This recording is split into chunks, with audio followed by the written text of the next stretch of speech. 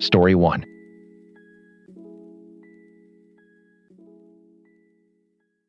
I know what a dog sounds like when it's given up. Not barking. Not whining. Just this low, rhythmic thud of a skull hitting drywall over and over like a metronome counting down to something terrible. I know that sound because I listened to it for 4 months through my ceiling and nobody, not the landlord, not the police, not animal control, would do a damn thing about it. My name is Diane. I'm 63. I spent 31 years as a veterinary nurse, the last 12 in emergency medicine, which means I've held animals while they died in ways that would make you stop eating for a week. I retired to this apartment in downtown Portland because it was quiet, because the building had thick walls, and because I thought I was done witnessing suffering I couldn't stop. I was wrong. They moved in on a Saturday in June. Jake and Marin, late 20s, good looking, the kind of couple that walks into a room and everyone notices. They carried in a succulent, a ring light, and a 60-pound Belgian Malinois on a retractable leash. I was in the lobby getting my mail. The dog locked eyes with me immediately, hyper alert, panting, pulling so hard the leash mechanism was screaming. I recognized the breed instantly. Malinois are what the military uses to chase down insurgents. They need 4 to 6 hours of intense physical and mental stimulation every single day. They are not pets. They are barely domesticated chaos wrapped in fur and muscle. I smiled and said, "Beautiful dog. You two have experience with working breeds." Jake laughed and said, "Nah, we just thought he looked sick. Like a wolf, you know, his name's Ghost." Marin held up her phone and snapped a photo of Ghost in the lobby. "He's gonna blow up our page," she said. I went back to my apartment and sat down and stared at the wall for a long time. The first 2 weeks weren't bad. I'd hear them come and go, hear Ghost's nails clicking on the hardwood above me, hear the occasional bark. Normal dog and apartment sounds. I told myself maybe I was being judgmental. Maybe they'd hire a walker. Maybe they had a plan. They did not have a plan. By week 3, the pattern emerged. They left together every morning around 8. Ghost would start barking within 20 minutes. Not casual barking, frantic, repetitive, escalating barking that would continue for hours. I could hear him running laps in the studio, which couldn't have been more than 400 square feet. Around 6 or 7, sometimes later, they'd come home. 30 minutes of quiet. Then they'd leave again, bars, dinners, whatever people with ring lights do at night. Ghost would start up again. They'd stumble back at midnight, 1 in the morning. I started keeping a log. October 3rd, I wrote, barking began 8:22 a.m. Continuous until 1147 a.m. Resumed 12:15 p.m. Sounds of scratching at door. Whimpering from approximately 2 p.m. to 4 p.m. Impact sounds dog throwing itself against walls or furniture 4:30 p.m. I filled an entire notebook in 6 weeks. I tried talking to them first. Of course I did. I went upstairs on a Wednesday evening, knocked politely, and Marin answered with, "Ghost behind her, and I swear to you that dog had already changed. His eyes were different. Biter." He was pacing behind her in tight circles, and there were scratch marks gouged into the back of the door so deep I could see raw wood from the hallway. I kept it gentle. I said I could hear Ghost during the day, and that Malinois really need a lot of exercise and stimulation, and would they consider a dog walker or daycare? Marin's face went cold. She said, "He's fine. He's just adjusting." Jake appeared behind her shirtless and said, "We watched Caesar Milan. We got it handled." They closed the door. 2 weeks later, I called the building manager. He said dogs were allowed under the lease and there was nothing he could do about barking during daytime hours. I called Portland's noise complaint line. They told me animal noise complaints were handled by animal control. I called animal control. A woman named Trish took my report and said someone would do a welfare check. No one came for 11 days. When an officer finally visited, Jake and Marin were home. Ghost was calm because they were there. The officer saw food and water, saw no visible injuries, and closed the case. Trish called me back and said, "The animal appears to be in adequate condition. It's not illegal to own a dog, ma'am." I wanted to reach through the phone. By November, the sounds changed. The barking decreased, which might sound like improvement, but it wasn't. It was worse. Ghost had entered a phase I'd seen in shelter dogs, headed for behavioral euthanasia, learned helplessness mixed with compulsive behaviors.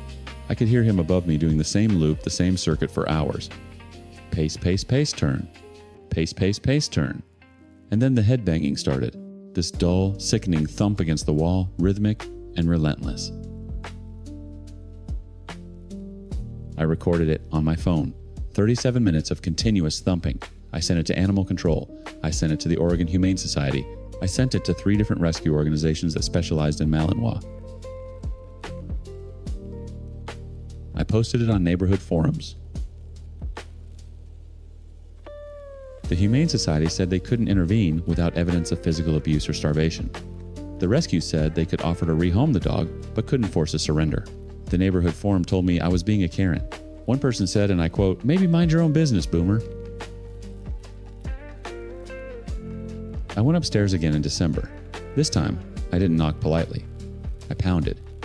Jake answered, and behind him I could see Ghost in the corner of the studio, and there was blood on the wall. Not a lot. Enough. The dog had been hitting his head so hard he'd split the skin above his eye. There was a cone of destruction around him, shredded couch cushions, a demolished shoe rack, blinds ripped from the window, and Ghost just sat there trembling, staring at nothing. I said, "That dog is suffering. He's self-mutilating. You need to surrender him to a rescue or I will make your lives very, very difficult." Jake stepped into the hallway and got close to my face. He said, "Lady, we spent $2,000 on that dog. He's ours. If you call anyone again, I'm filing a harassment complaint." Marin appeared behind him, phone already recording me. "We're documenting this," she said. "You're harassing us." I went back downstairs. I sat on my couch and I listened to Ghost resume his circuit above me. Pace, pace, pace, turn. I called a lawyer the next morning. A friend from the veterinary world connected me with an animal law attorney in Salem. She reviewed my logs, my recordings, my photos of the gouged door I'd taken from the hallway. She said Oregon's animal neglect statute requires evidence of failure to provide minimum care, which includes adequate space exercise and mental stimulation for the species and breed. She said my documentation was strong.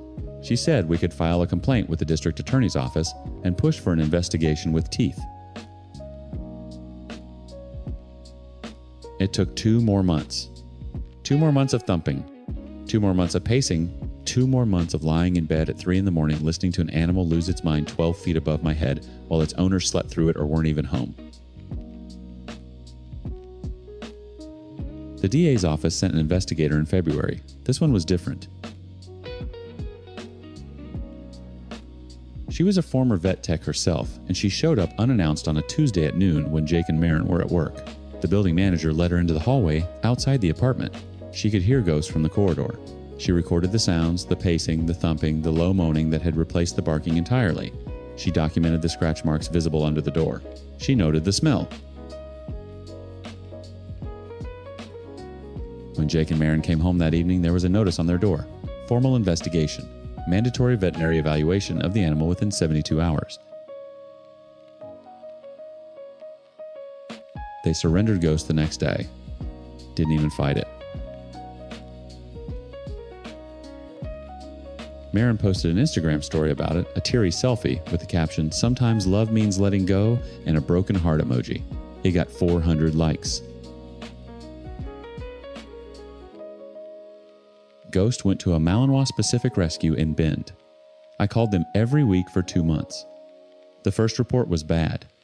He was reactive, compulsive, terrified of enclosed spaces. He couldn't be in a room with a closed door without spiraling. But they worked with him. A trainer who specialized in working breed rehabilitation took him on. Slow exposure, structured exercise, purpose. The last time I called, they told me Ghost was living on a 10-acre property with a retired K9 handler. He was doing scent work. He was swimming in a river every morning. He was okay. Jake and Marin got a cat 2 months later. I try not to think about it. I try to tell myself a cat is different. A cat can handle a studio apartment. A cat doesn't need what Ghost needed. And maybe that's true. But some nights I still lie awake and listen to the ceiling, just in case.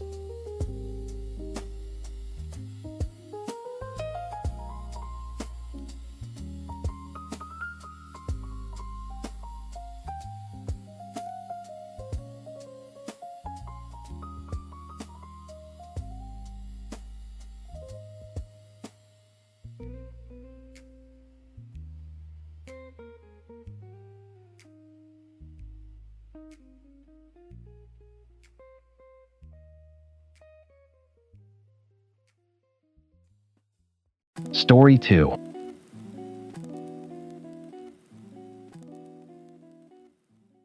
I knew something was wrong with my daughter the first time I saw her eyes roll back at the breakfast table. Not the dramatic movie-style seizure you're picturing. It was subtle, a pause, a flutter. Milk dribbling from the corner of her mouth while her spoon hovered midair for 6 seconds. Then she blinked, looked at me and said, "Mommy, I lost the word again." She was 8 years old, and it would take 14 months, 1 near-death experience, and the total destruction of my credibility as a mother before anyone believed me. My name is Claire. My daughter's name is Ren, and this is the story of how a doctor I trusted almost killed her, not through malpractice, in the way you'd expect, but through arrogance.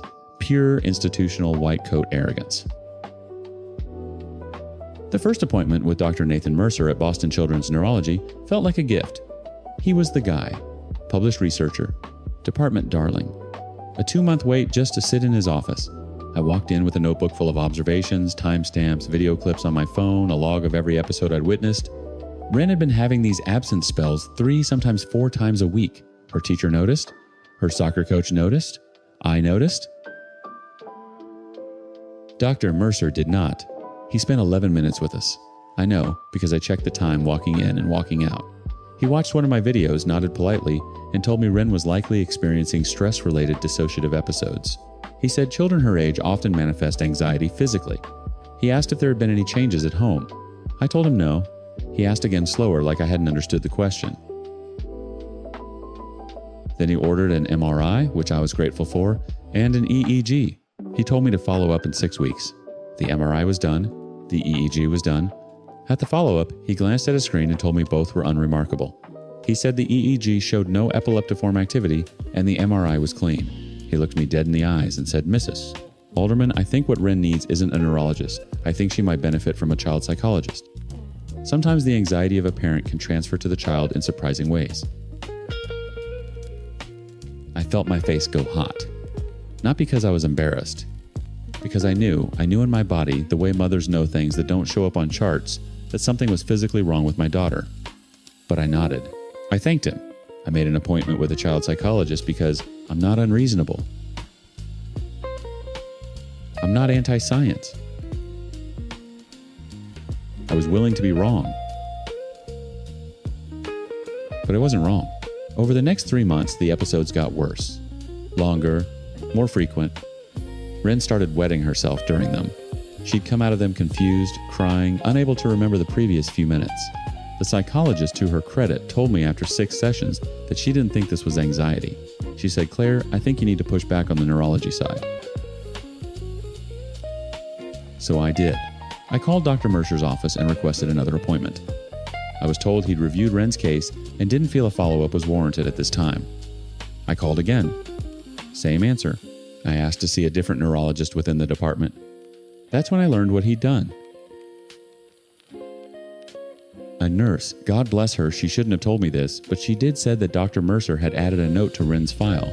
The note described me as an anxious, possibly factitious disorder-presenting parent, and recommended that any future neurology consults consider the maternal dynamic as a contributing factor to the child's reported symptoms. He had essentially written in my daughter's permanent medical record that I was making it up, or making it worse, or both. And in a hospital network where every doctor reads the same file, that note was a death sentence for my credibility. I called 3 other neurologists within the partners network. 2 declined to see Ren after reviewing her chart. The 3rd agreed to a phone consultation, then called back and said he was comfortable deferring to Dr. Mercer's assessment. I was blacklisted. Not officially. There's no memo that goes out. There's no formal process. It's just a note in a file written by a man with more letters after his name than I have, and suddenly you're not a concerned mother anymore. You're a problem. A case study. A cautionary tale the residents whisper about. I started driving Ren to urgent care every time she had a severe episode. They'd check her vitals, confirm she was stable, and send us home with a referral back to, you guessed it, Dr. Mercer. I went to her pediatrician who was sympathetic but ultimately said, "I can't override a specialist assessment, Claire. I'm sorry." I contacted patient advocacy at the hospital. They looked into it and told me, "Doctor, Mercer's documentation was within standard clinical practice." Months passed. 5, 6, 8. Ren was deteriorating. She was falling behind in school. She stopped wanting to go to soccer. She'd wake up at night and come into my room and say, "Mommy, my brain feels buzzy." I held her and told her we were going to figure it out. But privately in the dark, after she fell asleep in my arms, I started to wonder if I was losing my mind. That's what the system does to you. It doesn't just dismiss you, it makes you dismiss yourself. At month 11, I started researching outside the network. I found the name of a retired pediatric neurologist named Dr. Lena Vasquez. She'd been at Mass General for 30 years before retiring to Cape Cod. She'd published extensively on pediatric epilepsy and rare cortical malformations. She had no active email listed anywhere. I found her through a conference paper from 2019 that listed a co-author at Tufts. I emailed the co-author. I explained everything. I begged. I said, I know this is inappropriate. I know I'm crossing a line, but my daughter is getting worse and no one will listen to me. 3 days later, Dr. Vasquez emailed me directly. She said, send me everything. I sent her every video, every log, every report I'd managed to get copies of, including the MRI.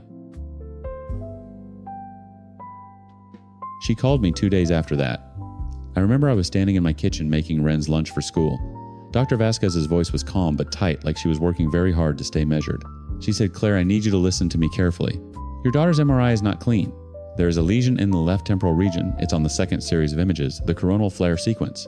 It is consistent with a focal cortical dysplasia type 2. It is almost certainly the source of her seizures, and it is treatable. I dropped the knife I was holding. It clattered on the tile floor. I didn't pick it up. She told me Dr. Mercer had apparently reviewed only the first sequence of the MRI, the standard axial cuts, and either missed or never opened the rest of the study. The radiologist's full report, which I later obtained, mentioned the lesion on page 2. Page 2. My daughter suffered for 14 months because a man couldn't be bothered to read page 2. Before Dr. Vasquez could get Ren into a new specialist's office, the thing I'd been terrified of finally happened. It was a Tuesday, 12:45 p.m. Ren was eating lunch in her school cafeteria. She went into status epilepticus, a continuous seizure that doesn't stop on its own. Her teacher called 911. By the time paramedics arrived, she'd been seizing for 9 minutes. They administered emergency midazolam. She was intubated in the ambulance. I got the call while I was at work. I drove to the hospital at a speed I will not disclose. When I got there, my daughter was on a ventilator in the pediatric ICU. She was 8 years old and she was on a ventilator. And clipped to her chart still was Dr. Mercer's note about her hysterical mother. Ren survived. She was transferred out of the Partners Network. I made damn sure of that to a team Dr. Vasquez connected me with. They confirmed the focal cortical dysplasia within 48 hours. 6 weeks later, Ren had a successful surgical resection. The lesion was removed. She has been seizure-free for 2 years now. Dr. Mercer was never disciplined. I filed a formal complaint with the hospital and with the state medical board. The hospital conducted an internal review and concluded that while the MRI could have been interpreted more thoroughly, Dr. Mercer's clinical judgment was within the range of acceptable practice. The medical board declined to take action. He still practices. He still sees children. He still has a 2-month wait list. I think about that sometimes. I think about the next mother sitting in that office with her notebook and her phone videos and her gut feeling that something is wrong. I think about her being told she's the problem. I think about her driving home doubting herself while her child's brain misfires again and again over a lesion someone couldn't be bothered to find. The system didn't fail us because it was broken. It failed us because it worked exactly as designed to protect the authority of the person in the white coat, even when he was dead wrong. Ren is 10 now. She's back in soccer. She laughs too loud and reads books under her covers with a flashlight when she's supposed to be sleeping. She's everything. And every night when I check on her before I go to bed, I stand in her doorway for a moment longer than I need to. Because I remember what it felt like to almost lose her. Not to a disease. To a man who wouldn't read page 2.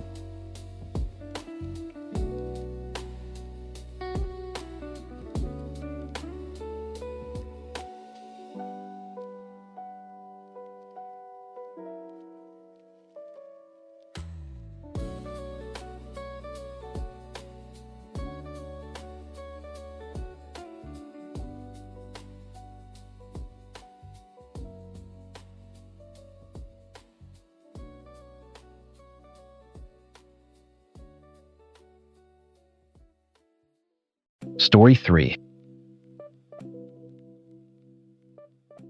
I found the camera on a Tuesday morning at 6:47 a.m., still wearing scrubs that smelled like someone else's blood. But I need to back up because this story doesn't start with the camera.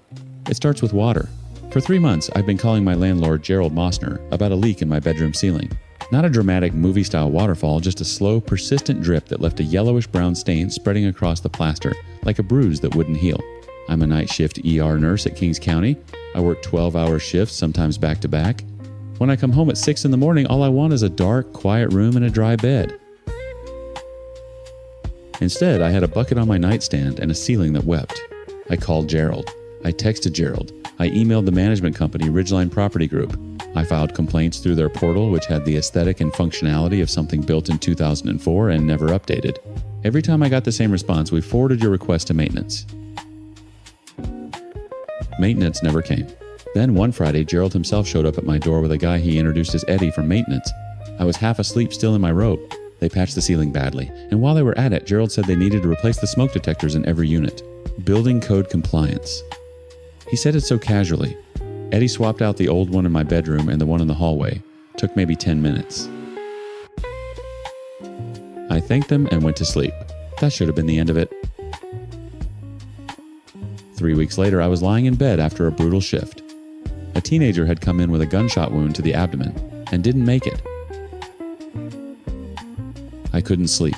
I was just staring at the ceiling at the patch spot that was already starting to yellow again, and my eyes drifted to the new smoke detector. Something about it looked wrong.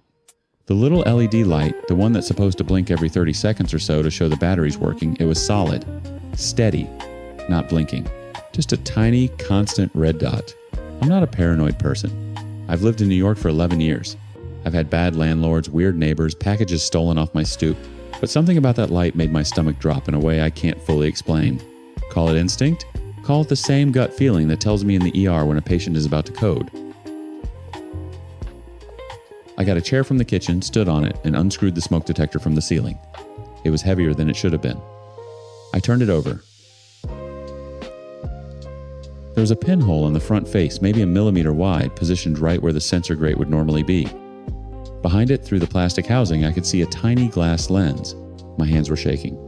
I remember that clearly because I'm someone who starts IVs on seizing patients without flinching, and in that moment, standing on a kitchen chair in my own bedroom, I could not keep my hands still. I grabbed my laptop and opened my Wi-Fi settings. There it was, a device I'd never seen before broadcasting a faint signal. It was named something generic, a string of letters and numbers, the kind of default name a cheap IoT device ships with. I used a network scanning app a tech-savvy coworker had once shown me. The signal was strong, which meant the device it was connecting to was close. I traced the MAC address through the router logs I could access from my own network. The receiving device was registered to a local IP that, based on signal strength mapping, was coming from directly below me, Gerald's unit. I sat on my bed for a long time. The camera was on my nightstand, now face down like a dead insect. I thought about every night I'd undressed in that room.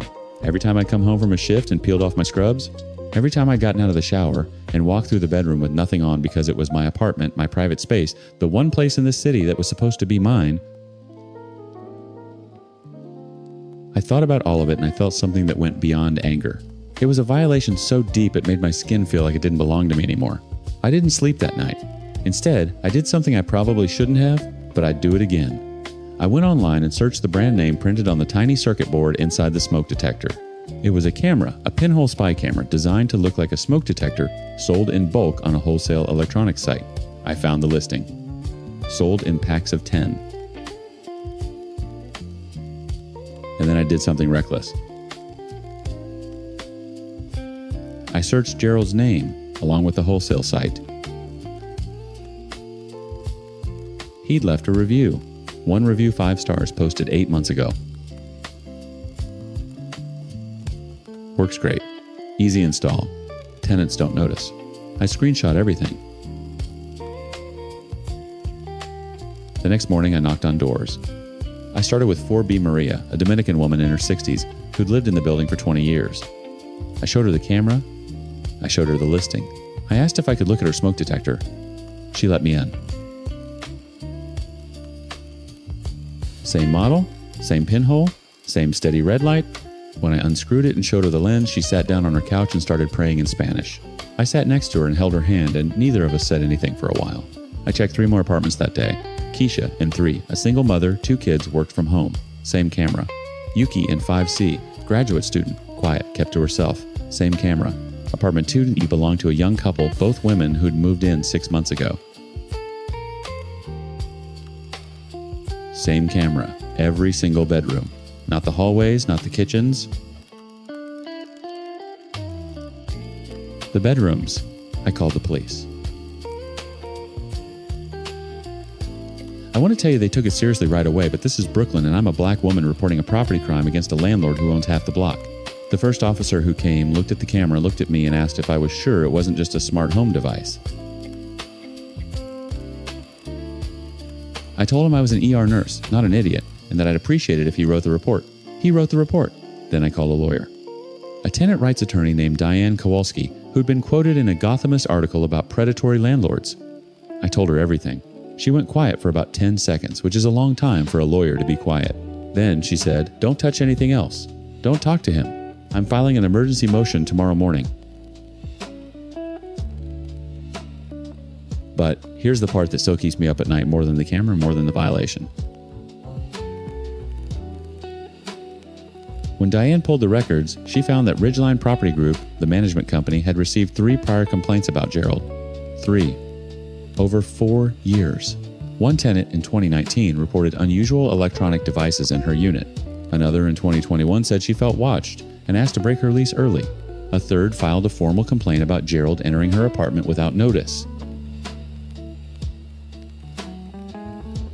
Every single complaint was filed by a woman. Every single complaint was closed with a note, resolved, no further action required. Ridgeline never investigated. They never inspected. They never even responded to the tenants directly. They just made the complaints disappear because Gerald Mossner owned the building and 3 others in their portfolio, and he was worth more to them than the safety of the women living under his roof. Gerald was arrested 11 days after I found the camera. The police recovered 2 laptops and an external hard drive from his apartment, containing thousands of hours of footage from multiple units spanning at least 3 years. Some of the women in those videos had long since moved out. Some had moved to other cities. Some didn't even know yet. He was charged with multiple counts of unlawful surveillance, and the DA's office added charges related to the storage and distribution of the recordings because evidence suggested he hadn't just been watching, he'd been sharing. Ridgeline Property Group issued a statement calling Gerald a rogue property owner whose actions did not reflect the values of their organization. Diane tore that statement apart in the lawsuit she filed on behalf of 9 tenants, including me. Discovery revealed internal emails where Ridgeline employees joked about Gerald being a creep and discussed strategies to manage tenant noise rather than address the complaints. The case settled 8 months later for an amount I'm not allowed to disclose. I moved out of that building the week after I found the camera. I couldn't sleep there. I couldn't undress there. I couldn't exist in that space without feeling his eyes on me, even after the camera was gone. I still work nights at Kings County. I still come home exhausted. But now every apartment I walk into, the first thing I do is look up. I check the smoke detectors. I check the vents. I check every small, ordinary thing that no one's supposed to notice. Because that's what he counted on. That we were too tired, too busy, too trusting to look closely at the ordinary things. And for 3 years, he was right.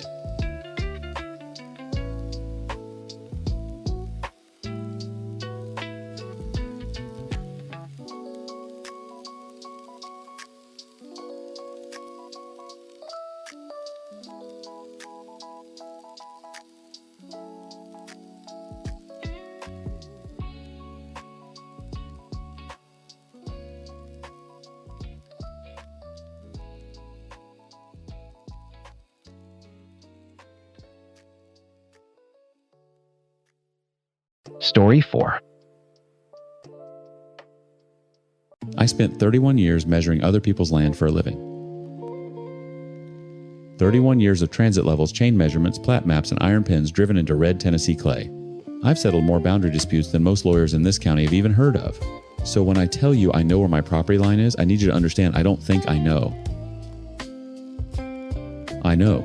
And that's why when I stood on my back deck one Saturday morning last October, with a cup of coffee going cold in my hand, watching my new neighbor's contractor pour gravel exactly 18 inches past the survey pin I'd set, myself, when I bought this house, something inside me went very, very quiet.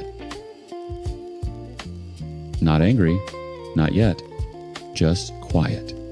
The way a man gets quiet when he realizes someone has made a terrible mistake about who they're dealing with. My name's Earl Tatum. I'm 64 years old. I retired 2 years ago to a quiet street in a planned community outside Maryville, Tennessee. 12 houses on a cul-de-sac, nice lots, mountain views, an HOA that was supposed to keep things orderly.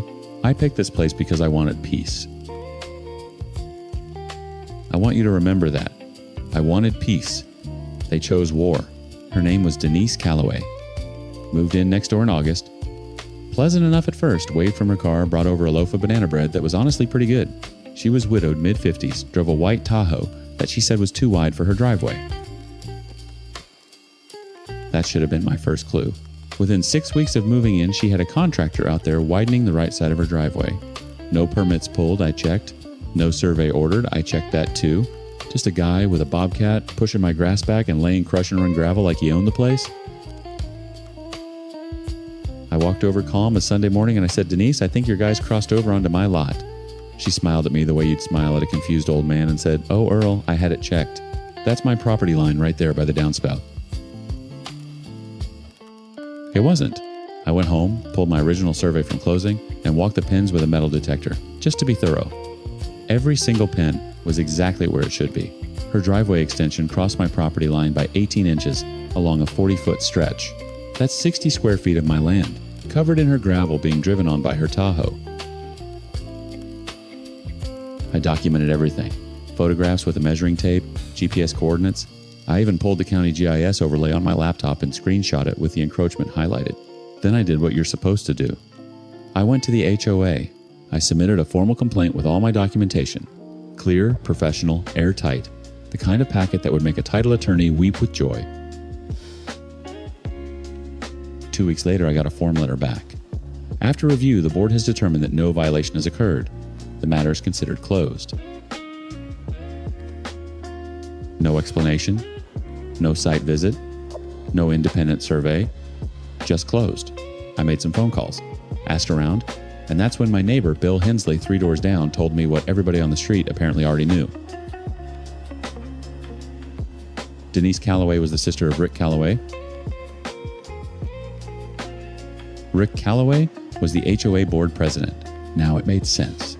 The quick dismissal, the refusal to even look at the evidence. I wasn't fighting a neighbor over a driveway. I was fighting a family.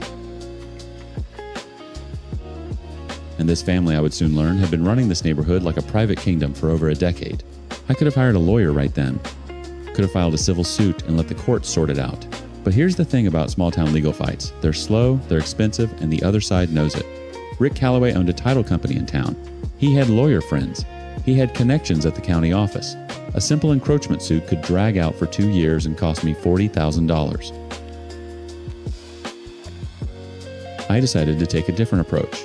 I decided to do what I'd done for 31 years. I decided to survey. I started with the public records. County Register of Deeds, plat books, subdivision covenants, the original development plan from 1987 when this neighborhood was built. I spent 3 weeks in that records office, and the clerk started leaving a chair out for me by the microfiche machine. And that's where I found it. Buried in the original subdivision plat recorded in 1987 was an easement clause, a utility and drainage easement that ran along the east side of every lot on our street, 10 feet wide. The clause explicitly stated that no permanent or semi-permanent structure, including, but not limited to, fences, walls, or paved surfaces, could be placed within the easement without written consent from the original developer and all adjacent property owners. Denise's driveway extension sat squarely inside that easement. Not just on my property, inside a legally protected easement that had never been vacated or amended. But I wasn't done. Not even close. I bought a drone. A good one with a high-resolution camera and GPS mapping capability. I'm a surveyor. I learned to fly it in about 2 days. I mapped every property line on the street from the air, overlaid the images with the recorded plat, and compared them to the current fence lines and structures.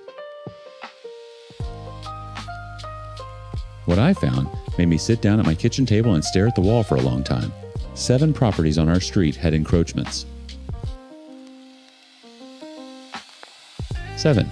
Fences moved, sheds built over lines, a retaining wall that consumed nearly 3 feet of a neighbor's lot. And every single encroachment benefited either Rick Calloway, Denise Calloway, or Rick's son Tyler, who owned a rental property at the end of the cul-de-sac. Over the years, through a combination of moved fences, ignored complaints, and an HOA board that rubber-stamped everything, the Calloway family had effectively stolen land from 7 different homeowners. Small amounts, a foot here, 2 feet there.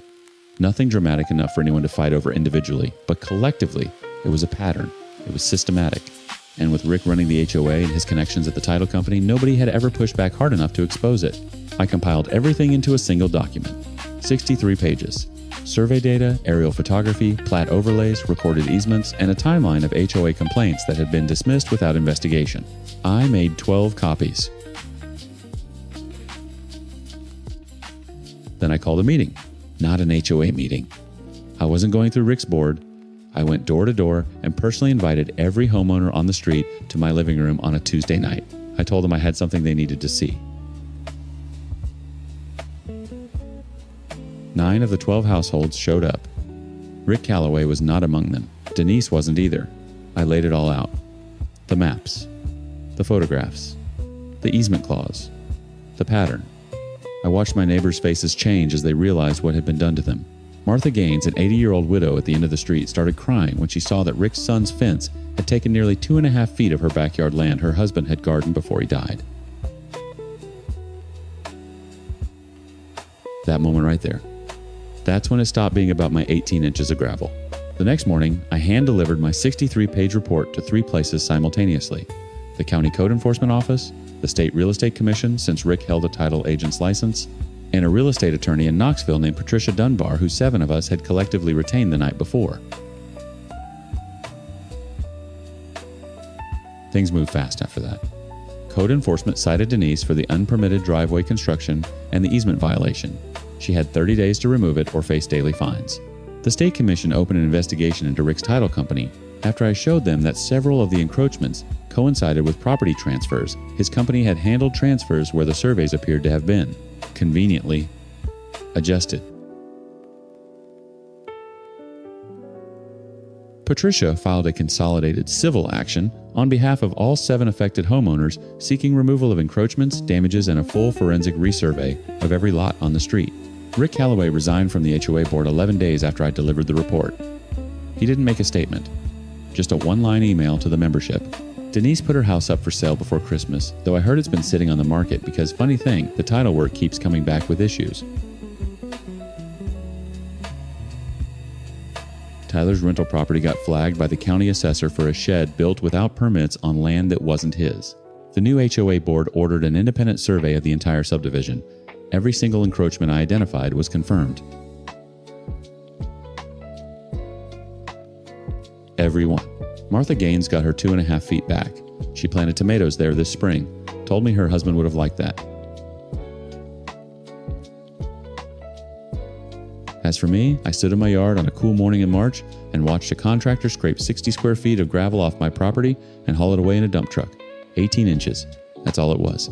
18 inches of red Tennessee clay that somebody thought an old retired surveyor wouldn't notice. They measured me wrong. And in my line of work, that's the one mistake you don't get to make twice.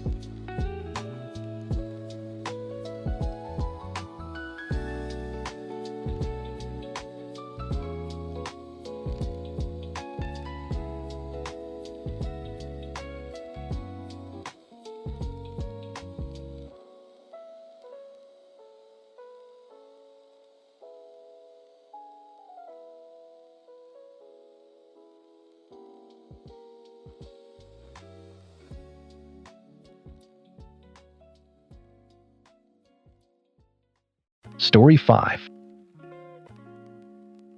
I used to run marathons for the silence. For those hours where the only voice in my head was my own breathing, my own heartbeat, my own 2 feet hitting pavement in a rhythm that told me I was alive. I need you to remember that. I need you to remember that I was a woman who ran 26 miles for fun, because what I'm about to tell you is the story of how a doctor looked at that woman, looked at me 17 times over 2 years, and told me the thing trying to kill me was all in my head. My name is Claire. I'm 34. I live in Lakewood, Colorado, about 15 minutes west of Denver, in a neighborhood with good schools and wide sidewalks, and the kind of quiet that makes you think nothing bad can happen here. I've been running competitively since college. Half marathons, full marathons, a couple of ultras. I'm not elite. I'm not sponsored. But I'm serious. I train 5 days a week. I track my splits. I know my body the way a mechanic knows an engine. I can feel when something's off by a fraction of a second, a half beat too many. And in March of 2021, something was off. It started small. A heaviness in my chest during tempo runs, like someone had laid a sandbag across my sternum.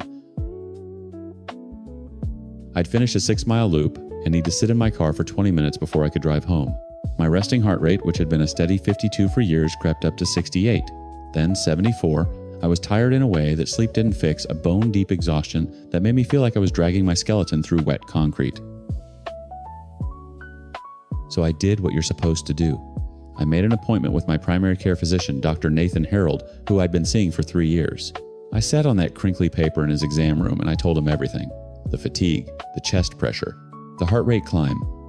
I told him my aunt died at 41 from a cardiac rhabdomyoma, a rare tumor that grew inside her heart.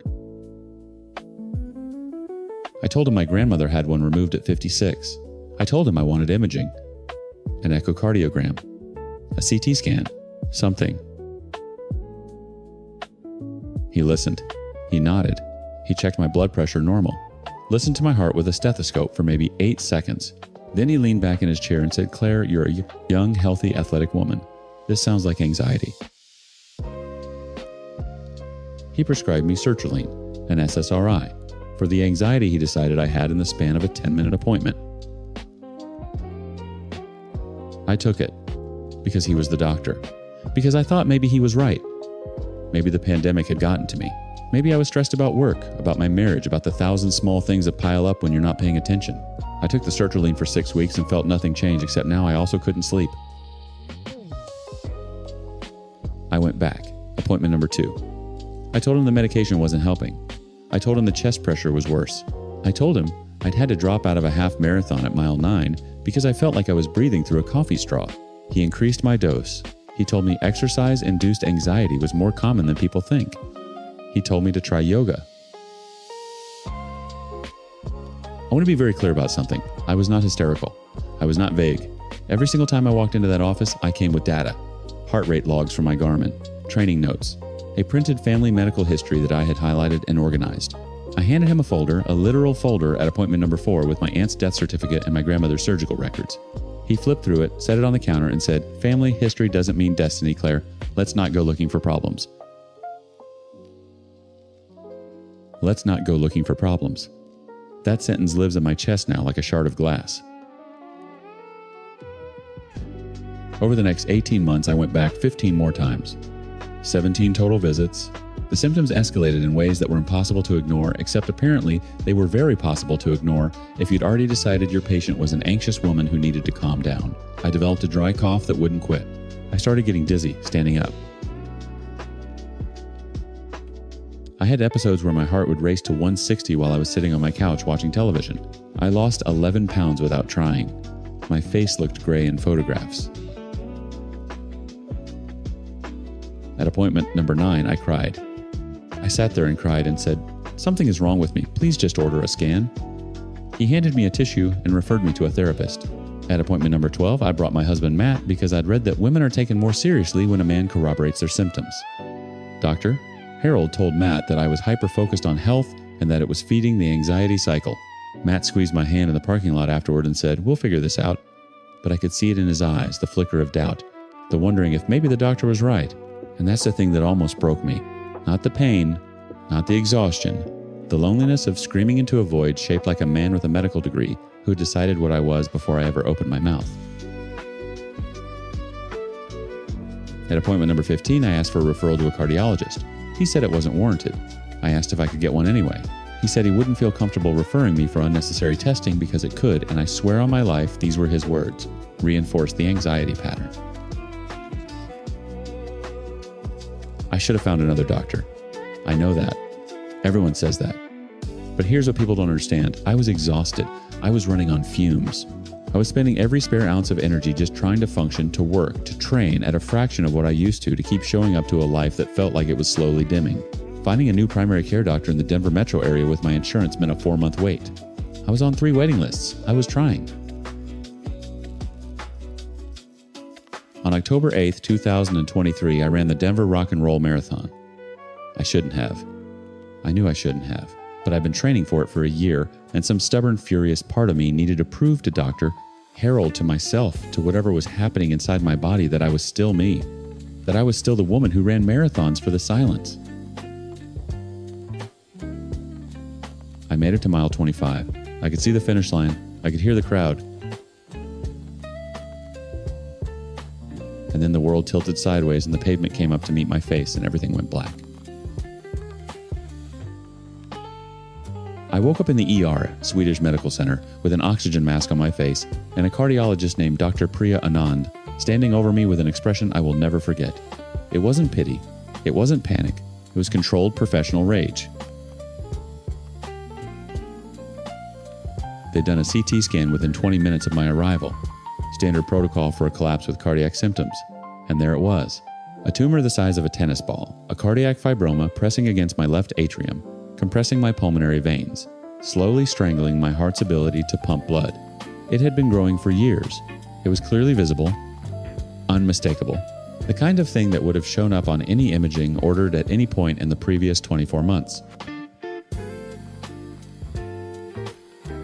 Dr. Anand sat on the edge of my bed and said, "Who is your primary care physician?" And when I told her how many times I'd asked for a scan, she closed her eyes for a long moment and then said very quietly, "I'm so sorry, Claire." I had surgery 11 days later. They cracked my sternum open and removed a mass that had been slowly killing me, while a man with a stethoscope told me to try yoga. The tumor was benign, not cancerous, but its location meant it had caused structural damage to my heart that may be permanent. I may never run a marathon again. I may never run at all. My cardiologist says we won't know the full extent of the damage for another year. I filed a formal complaint with the Colorado Medical Board in November. In January, I retained a malpractice attorney. We have all 17 visit records. We have my written request for imaging documented in his own notes, dismissed in his own handwriting. We have the family history I provided, which he acknowledged receiving and chose to disregard. We have a tumor that was large enough and positioned clearly enough that 3 independent radiologists have now confirmed it would have been detectable on imaging as early as mid-2021. Dr. Harold's attorney has responded. Their defense is that his clinical judgment was reasonable given the presentation. That anxiety is a valid diagnosis, that I was free to seek a second opinion at any time. And that last part is what keeps me up at night, because they're going to use my own persistence, the fact that I kept coming back to him instead of leaving as evidence that I trusted his judgment. They're going to use my loyalty against me. But here's what I know. I know that I walked into that office 17 times and begged a man to look harder. I know that I brought receipts, literal documented, highlighted receipts, and he set them on the counter and didn't look. I know that my aunt is dead and my grandmother has a scar down her chest, and I told him that, and he called it anxiety. I know that a tennis ball was growing against my heart while he told me to breathe deeper. I'm not running anymore. Not right now. Maybe not ever. But I am not done fighting. Because the silence I used to chase on those long runs, I found a different kind now. It's the silence of a doctor's office where no one is listening. And I'm going to make sure that silence is so loud, it's the last thing Dr. Nathan Harold ever hears.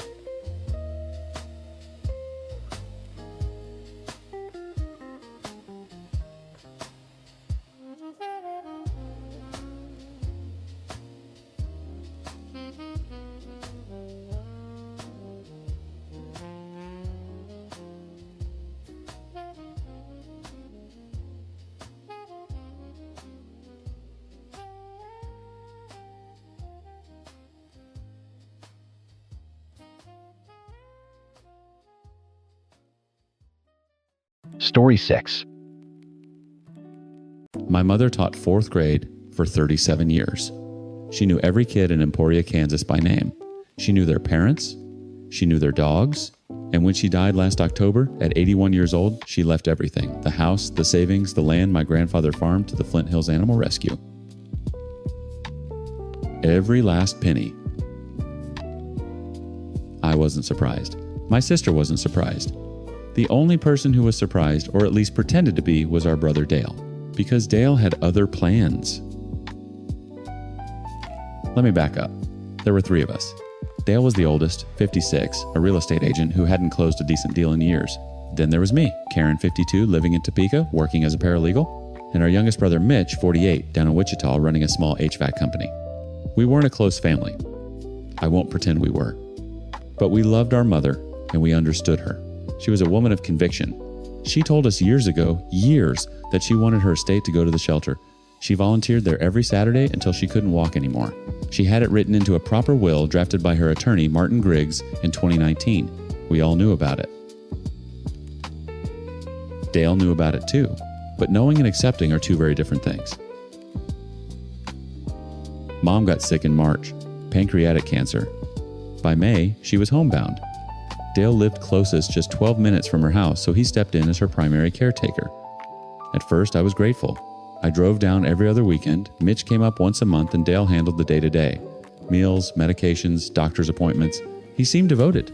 He seemed like the brother I always wished he'd been. I should have known better. By July, things started shifting. I'd call Mom and Dale would answer her phone.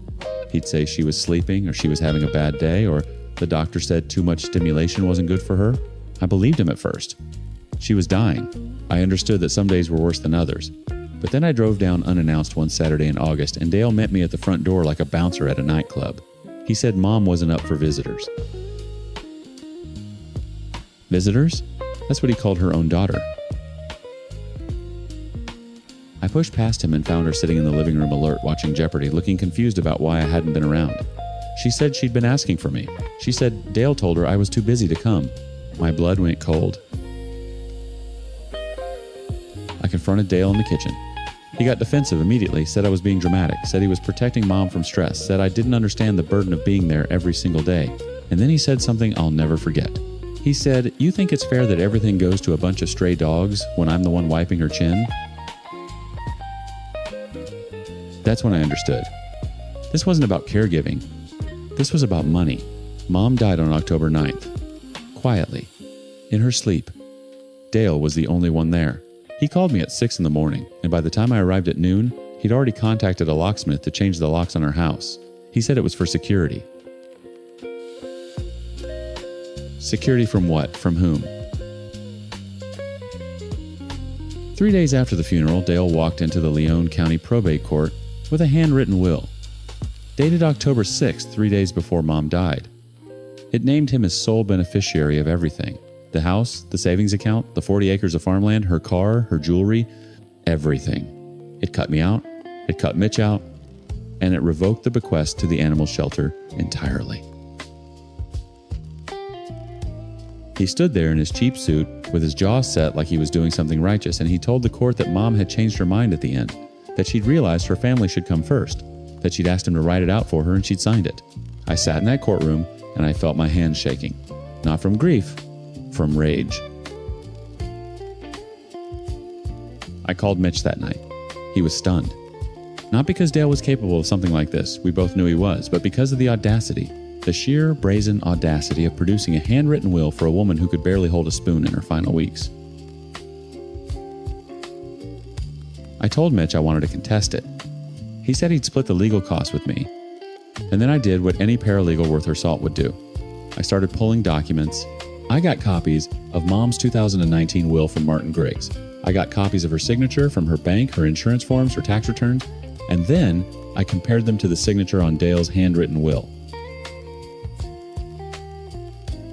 It wasn't even close.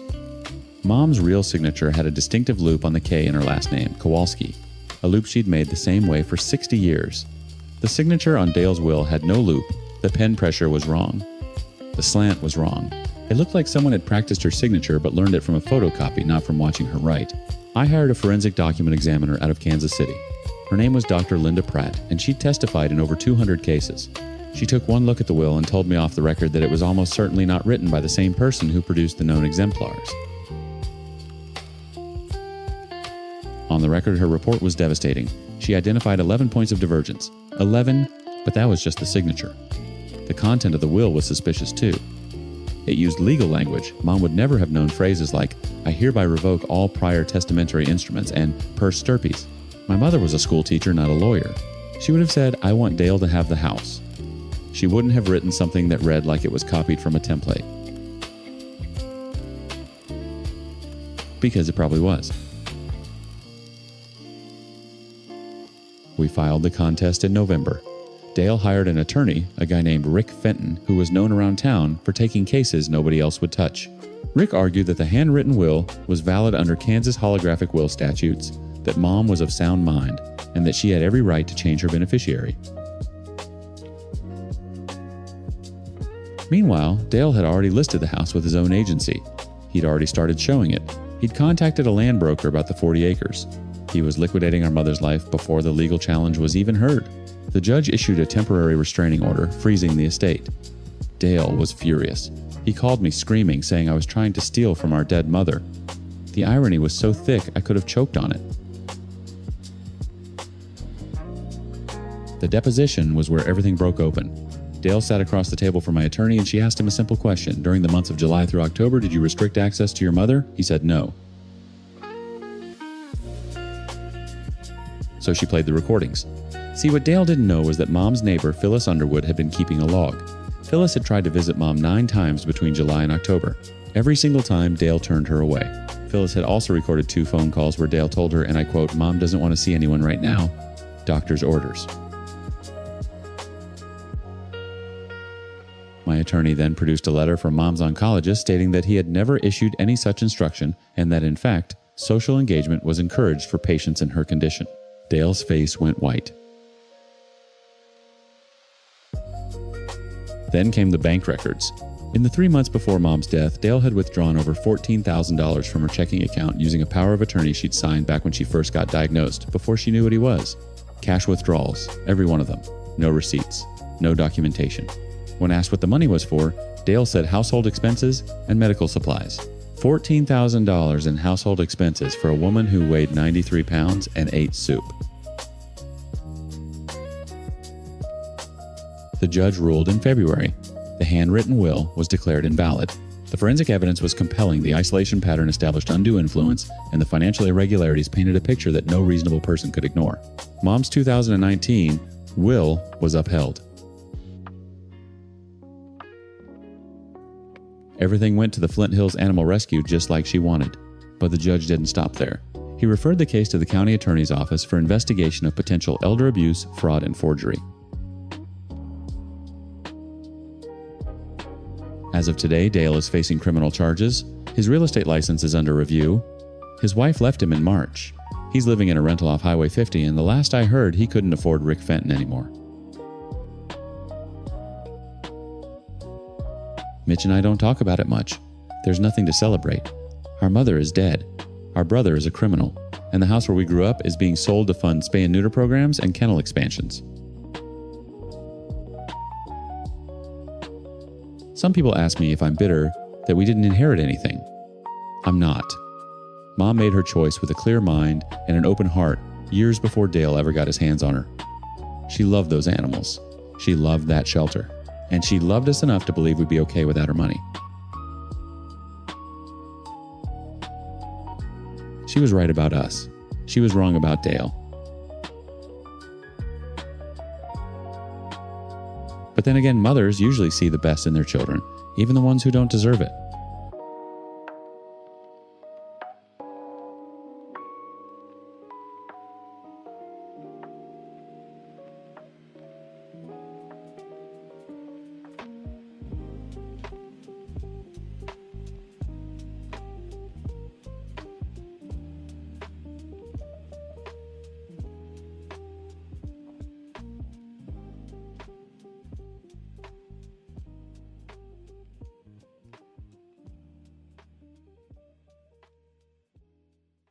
Story 7.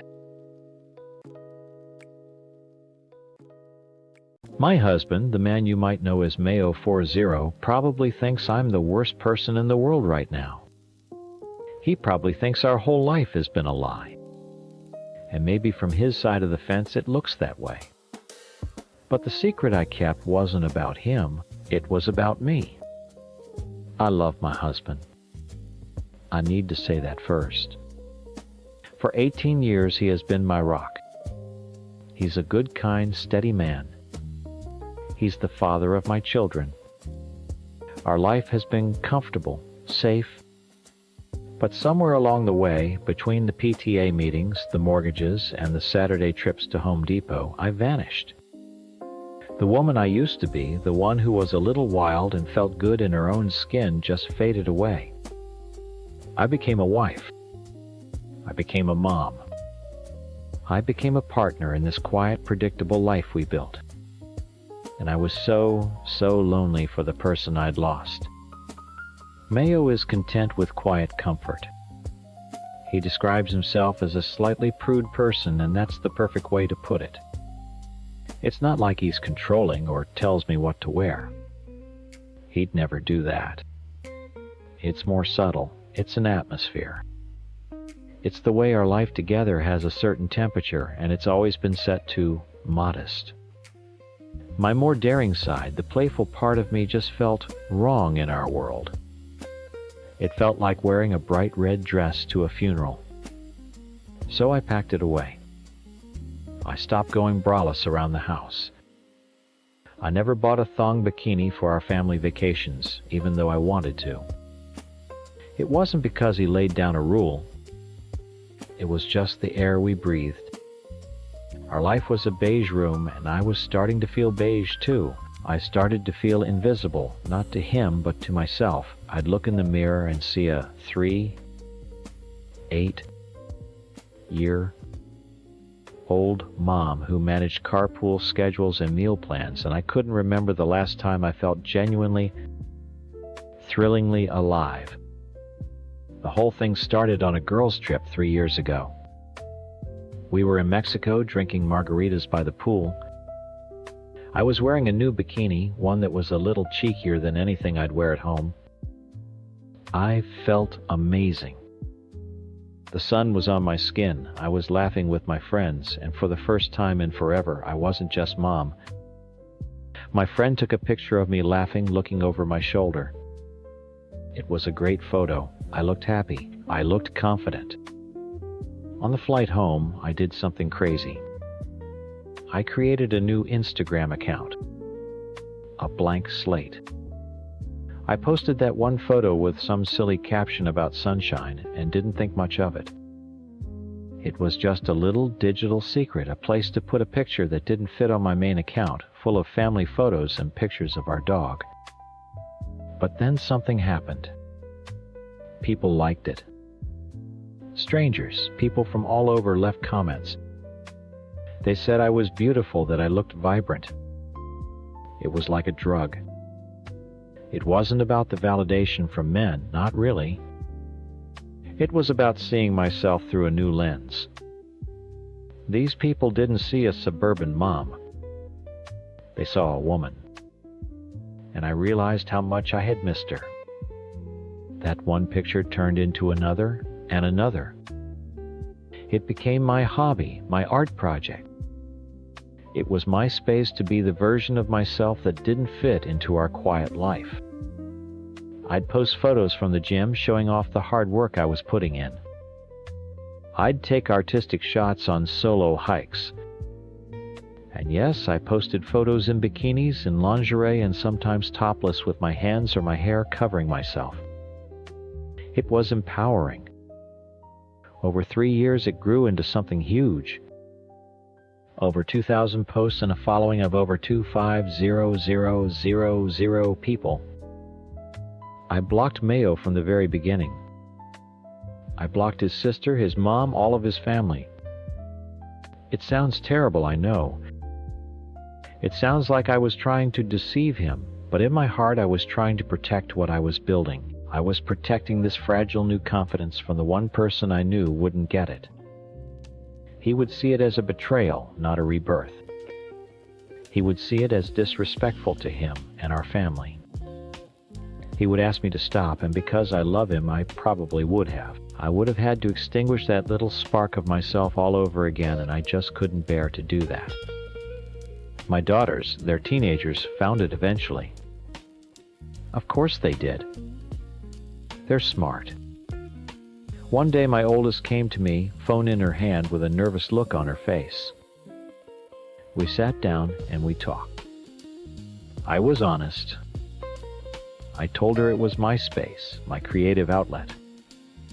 It was a way for Mom to feel good about herself, to feel strong and confident in a way she hadn't for a long time. And you know what? She got it. Both of them did. They understood it was for me. Some of my friends and even a few coworkers knew. It wasn't some dark, shameful secret I hid from the whole world. It was just one I hid from him. It was never about choosing those 250,000 strangers over my husband. It was about choosing to not let a part of myself die. I lived two lives. In public with him on our trips, I was the conservative wife he was comfortable with. But online and inside myself, I was finally becoming whole again. For 3 years, I managed it. I kept the world separate. It was exhausting sometimes, but it was worth it. I was a better mom, a happier person. I thought I could keep it going. I thought my little protected space was safe. Then last night my phone buzzed. We were watching a movie, Mayo, and I curled up on the couch like we've done 1,000 times. The house was quiet. I glanced at my screen. It was an Instagram notification, but not on my secret account. It was a message request on my personal mom account. My heart stopped. She never DMs me. I opened it and my blood ran cold. It was a screenshot of one of my posts. One of the riskier ones, a topless shot on a beach taken from behind. Underneath it, there was just one sentence from her. "What the hell is this, and does my brother know?"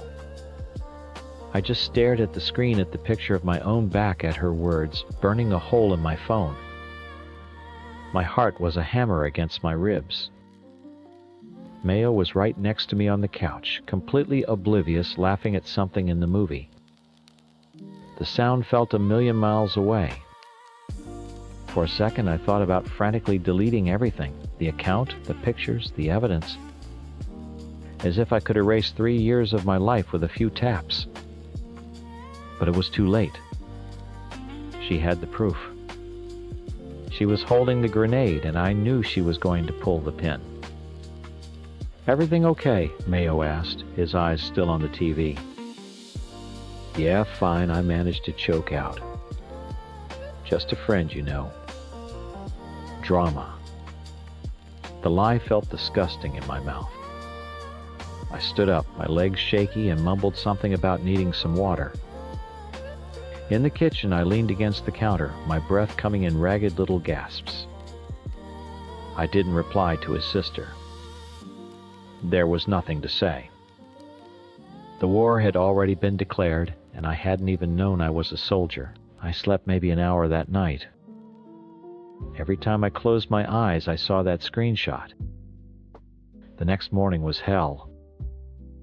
I was waiting, just waiting for the explosion. Every time he picked up his phone, my stomach clenched. But he just went about his morning routine, making coffee, reading the news. The silence was deafening. He went to work, and I spent the day in a fog of pure dread. It happened when he came home. He walked in, put his keys on the hook, and didn't kiss me hello. He just stood in the doorway of the kitchen where I was pretending to cook dinner. His face was pale. Not angry, not yet. Just blank. It was a look of profound devastating confusion. He held up his phone, his hand trembling slightly. "My sister sent me this," he said. His voice was quiet, hollowed out. "I don't understand." On the screen was my account, my profile picture, my grid of over 2,000 photos. The whole secret world I had built for myself was right there in his hand. I opened my mouth to say all the things I had rehearsed, about feeling invisible, about needing a space for myself, about how it wasn't about him, but the words just crumbled. Seeing his face, the raw hurt in his eyes made all my justifications feel like selfish excuses. "It's my page," I said, my voice barely a whisper. He started scrolling. Slowly, methodically. He saw pictures from my girls' trips that I'd never shown him. He saw me in lingerie in our own bedroom, in photos I'd taken when he was out of the house. He saw me topless on a beach, my hair covering my chest, a picture taken by a friend. He saw a woman he didn't know, living a life he had no part in. 250,000 people, he said, looking up from the phone. The blankness was gone. Now there was just pain. 250,000 strangers got to see you like this. Your friends knew. Your coworkers knew. He paused, and his next words broke me. The girls knew, didn't they? I just nodded, unable to speak. The look on his face, it was like I had taken his trust and shattered it on the floor. It wasn't about the photos anymore. It was about the conspiracy of it all. Everyone was in on the secret. But him. "You blocked me," he said, his voice cracking. "You blocked me? Why? If this was so innocent, so empowering, why would you hide it from me?" "Because I knew you wouldn't understand." The words burst out of me, desperate and raw. "Because you're a prude, Mayo. You said it yourself. I knew you'd see it as dirty or shameful, and you'd ask me to stop. I couldn't go back to feeling like nothing. It was for me. It was never ever against you." He just shook his head, scrolling again. "This isn't you." "It times me," I cried. "It's the part of me I thought I'd lost. The part that felt buried under laundry and school runs and 18 years of being sensible." He didn't hear me. He just saw the betrayal. He saw the photos, the comments from strange men, and the fact that his wife had hidden a huge part of her life from him for 3 years. He walked out of the kitchen without another word, went upstairs and closed the bedroom door. That was a week ago. Since then, we've been living like polite ghosts in our own home. He sleeps in the guest room. He says good morning when he comes down for coffee. He asks if I need anything from the store. He's forcing a smile that never reaches his eyes. It's 1,000 times worse than screaming. The house is filled with everything we haven't said. I know he's been talking to his family. I overheard him on the phone with his sister yesterday. I heard fragments. I don't even know who she is anymore. The whole thing is a farce. They're having some kind of family chat conference about me, about my account, about my choices. I'm not a person to them anymore. I'm a problem. A case study in betrayal, a farce. That word sticks in my gut like a knife. He thinks my secret life was a judgment on him. He thinks it means I found him boring, that our life wasn't enough, that I was seeking attention from other men because he didn't give me enough. He thinks he's less important than 250,000 strangers. But he's got it all backwards. The terrible, stupid irony is that I kept it all secret because I love him so much. I did it to protect him from a part of me I thought he couldn't handle. I didn't want to see the disappointment and confusion on his face. I didn't want him to feel hurt or disrespected. I was trying to have both my comfortable, loving life with him and this vibrant, colorful inner life for myself. I thought I could keep them in separate boxes. Now the boxes have smashed together and everything is a wreck. The very look I was terrified of seeing on his face is now the only way he looks at me. I didn't want to lose him, but I couldn't stand to lose myself either. And now, sitting here in this cold, quiet house with a stranger who has my husband's face, I'm terrified. I've already lost both. Story 8. My brother's wife probably thinks I'm some kind of monster. I guess that's fair from her side. But people only ever see the final act. They don't see the year of silent suffering that leads up to it.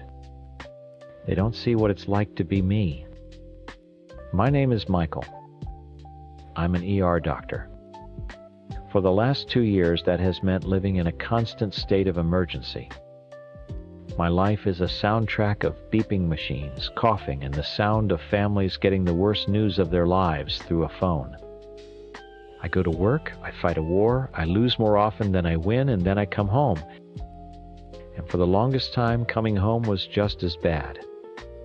Home was this big, quiet house that felt haunted by my failed marriage.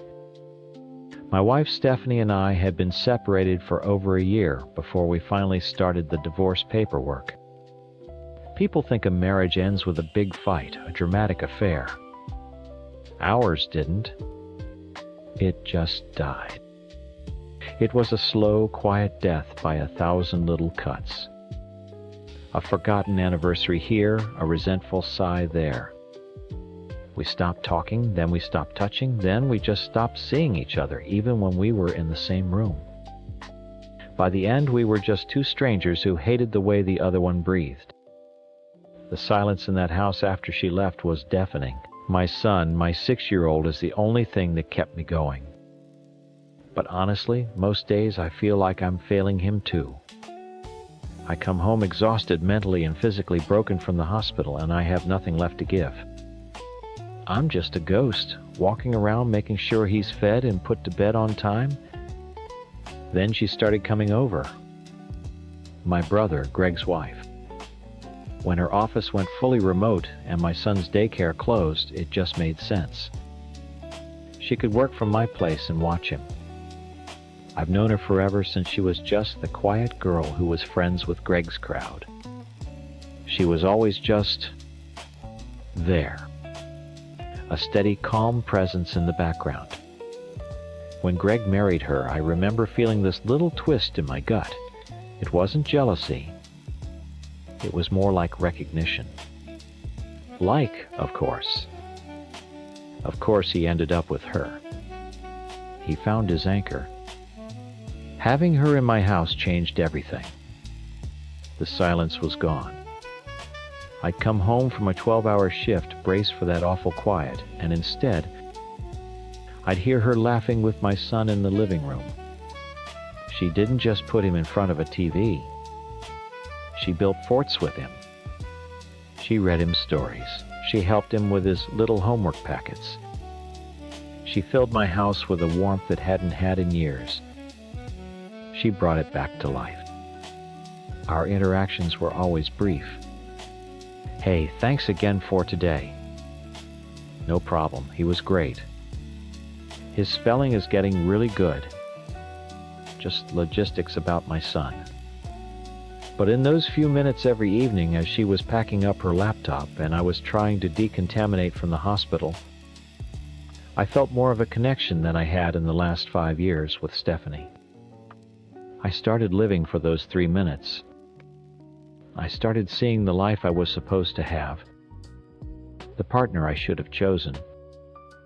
This wasn't some cheap fantasy. It was a realization. It was like a light turned on in a dark room, showing me that the miserable little corner I'd been living in wasn't the only option. The feeling grew from gratitude to respect, and then it turned into something I couldn't ignore anymore. I was in love with her. Admitting that to myself was the hardest and easiest thing I've ever done. It was the truth. And once I saw it, I knew I couldn't keep living the lie of my marriage to Stephanie. My feelings for her gave me the courage to finally end things for good. You can't hold a truth like that inside forever. It starts to poison you. Every time I saw her, it got harder to just say thanks and let her walk out the door. I started reading into things. The way she'd smile when I walked in, a real, genuine smile. The way she'd ask how my day was and actually listen to the answer. I convinced myself she felt it too. How could she not? She was bringing my home back to life, and I was the only thing keeping her from a life of true happiness. She was the peace to my chaos. We were a perfect match, and my brother was just a placeholder from her past. Last week I came home and the pressure was just unbearable. I'd had a horrible day. Lost a patient who was younger than me. I walked in and there she was, humming to herself while she wiped down the kitchen counter. My son was asleep on the couch. The scene was so perfectly domestic, so peaceful. It was everything I wanted. I knew I couldn't let another day go by without telling her. It wasn't fair to me, to her, or even to Greg. Everyone deserved to know the truth. My heart was beating out of my chest as she started gathering her things. "Don't go yet," I said. My voice sounded strange. She stopped looking at me with that gentle, questioning expression. And it all just came pouring out. I didn't plan it, I just let the truth speak. I told her I was in love with her. I told her that coming home to her and my son was the only thing that got me through my days. I told her that she was the reason I finally had the strength to divorce Stephanie, because she showed me what real partnership, real warmth looked like. I needed her to understand this wasn't some silly crush. This was real. This was the most real thing in my life. I remember saying something like, "I understand your year with Greg," trying to show her that I got it, that she had obligations, that I wasn't expecting her to just pack a bag and leave him tonight. I just needed her to know. I needed the truth to finally be out in the open between us. I laid it all out, my entire broken, bleeding heart. Her face just went blank. The warmth was gone. It was like a mask of polite shock fell over her. She didn't say anything for a long moment. Then she just shook her head a little, mumbled something about Greg needing her home for dinner, and she was out the door before I could say another word. She fled. At first I told myself it was fine. Of course she was shocked. I had just dropped a bomb on her life. She needed time. She needed space to think, to process what this meant for her, for us. To let what her heart was feeling catch up to the reality of her situation. So I gave her space. The next day she texted, Asterisk, so sorry, can't make it today, swamped with work. Asterisk. The day after that, another excuse. It's been a week now. A full week of her being too busy to come over. The silence in the house is back, and it's 100 times worse than before. My son keeps asking when she's coming back to build Legos with him, and I don't know what to tell him. I've put everything on the line for one moment of pure, terrifying honesty, and I'm being treated like a creep. Greg hasn't called or texted, which is the only thing giving me any hope. It means she hasn't told him. Why wouldn't she tell him unless a part of her was considering it? Unless she was scared of the truth too, she must be fighting it. I did this because when you're drowning, you have to reach for the one thing that looks like a life raft. And now I'm just floating in the wreckage waiting. My phone just buzzed on the counter. I picked it up, my heart jumping, hoping it was her. It wasn't. It was from Greg. Asterisk. Can you talk? Asterisk. My stomach dropped. For a whole week I'd been living on this thin, stupid thread of hope that she hadn't told him. That the silence meant she was thinking, considering weighing her comfortable life against a real passionate one. That text message cut the thread. I typed back my thumb, shaking slightly. Asterisk. Yeah. I can talk. Asterisk. I suggested he come over. I don't know why. Maybe I thought if he saw the space where she had brought so much life, he'd understand. Maybe it was a punishment for myself. My phone rang almost immediately. It wasn't a call, it was another text. Asterisk. No. I'm not coming to your house. Meet me at the park by the river in an hour. Asterisk. The coldness of it was a slap in the face. We'd been brothers for 38 years. We didn't meet in parks. We went to each other's houses. This was different. This was a business meeting for the end of a relationship. When I got there, he was already on a bench staring at the water. He didn't look angry, not in the way I expected. He just looked tired. Old. I suddenly realized how much she had hurt him by telling him, and a sick part of me was glad she had. It made things real. I sat down, leaving a careful space between us. For a few minutes, neither of us said anything. She told me what you said, he finally said, his voice flat. He didn't look at me. Greg, Don't he cut me off. Just don't start with your excuses. I want to understand one thing. Why? Why would you do that to her? To me? Here it was. The moment to make him see. It wasn't about hurting you. I started trying to keep my voice steady. My life. Greg, you have no idea what it's been like. The hospital is a nightmare I can't wake up from. My marriage was a ghost. I was drowning. And then she was there. She brought light back into my house. Into my son's life. Into my life. I told him everything. About the silence, about Stephanie, about how coming home and seeing her was the only good part of my day. I tried to explain that it wasn't a choice. It was a truth that grew inside me until I had to speak it, or it would have killed me. This wasn't some cheap shot, man. I fell in love with her, I said, my voice cracking a little. She showed me what a real partner is. I told her because she deserved to know that someone saw her, really saw her, for the amazing person she is. She deserves a love like that. Greg finally turned to look at me, and his face was just blank. There was no sympathy there. A love like that, a love that ambushes her in her brother-in-law's kitchen, a love that makes her feel unsafe in her own family, that's your grand gesture. You don't understand. No, Michael, you don't understand. His voice was suddenly sharp-cutting. You think you're the hero of some tragic romance. You're not.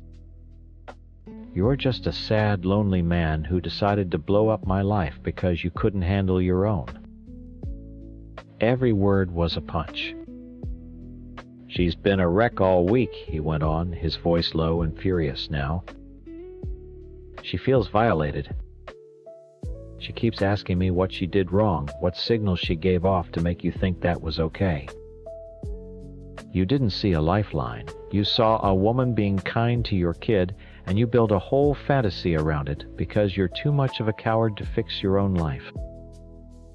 That's not true. My feelings for her are what gave me the strength to leave Stephanie, I shot back, desperate. Greg just laughed a bitter, ugly sound. Oh, that makes it so much better. You used my wife as a justification to end your own failed marriage. You projected all your hopes and dreams onto her without ever once stopping to think about her. About what she wants. About her life. About me. He pointed at his chest. Your brother. He stood up looking down at me. She told me what you said.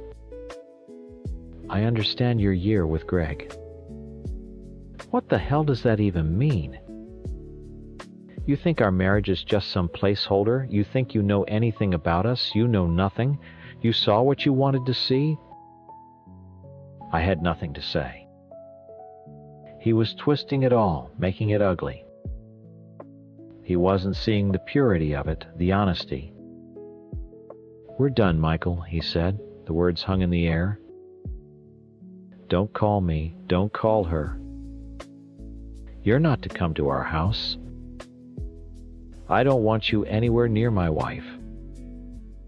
My parents will want to know why you're not at Thanksgiving. You can figure out what lie you want to tell them. I'll just tell them the truth. He started to walk away. Greg, wait, I called out, my voice sounding pathetic. She didn't tell you right away. She waited a week. Doesn't that mean something? He stopped and turned back, and the pity in his eyes was worse than the anger. It means she was so horrified and confused she didn't know how to tell her husband that his own brother had done something so selfish and destructive. It meant she was trying to protect me from you. Then he was gone. I just sat there on that bench for I don't know how long. The world I had built in my head, the one where she and I would eventually find our way to each other, had been bulldozed in 5 minutes. It's been a few weeks now. The silence in my house is a physical thing. It has weight. It presses down on me. My son still asks about her. Is she still busy at work, Daddy? He asked last night. I had to look my own child in the eye and lie telling him she got a new project and couldn't come anymore. The look on his face broke a piece of me I didn't even know was left. I lost everything. I thought I was making a noble sacrifice, laying the truth at her feet. But I didn't just lose her. I lost my brother. I lost the last bit of family I felt connected to. I destroyed the one peaceful thing in my life because I couldn't stand to see it from a distance. I had to try and own it.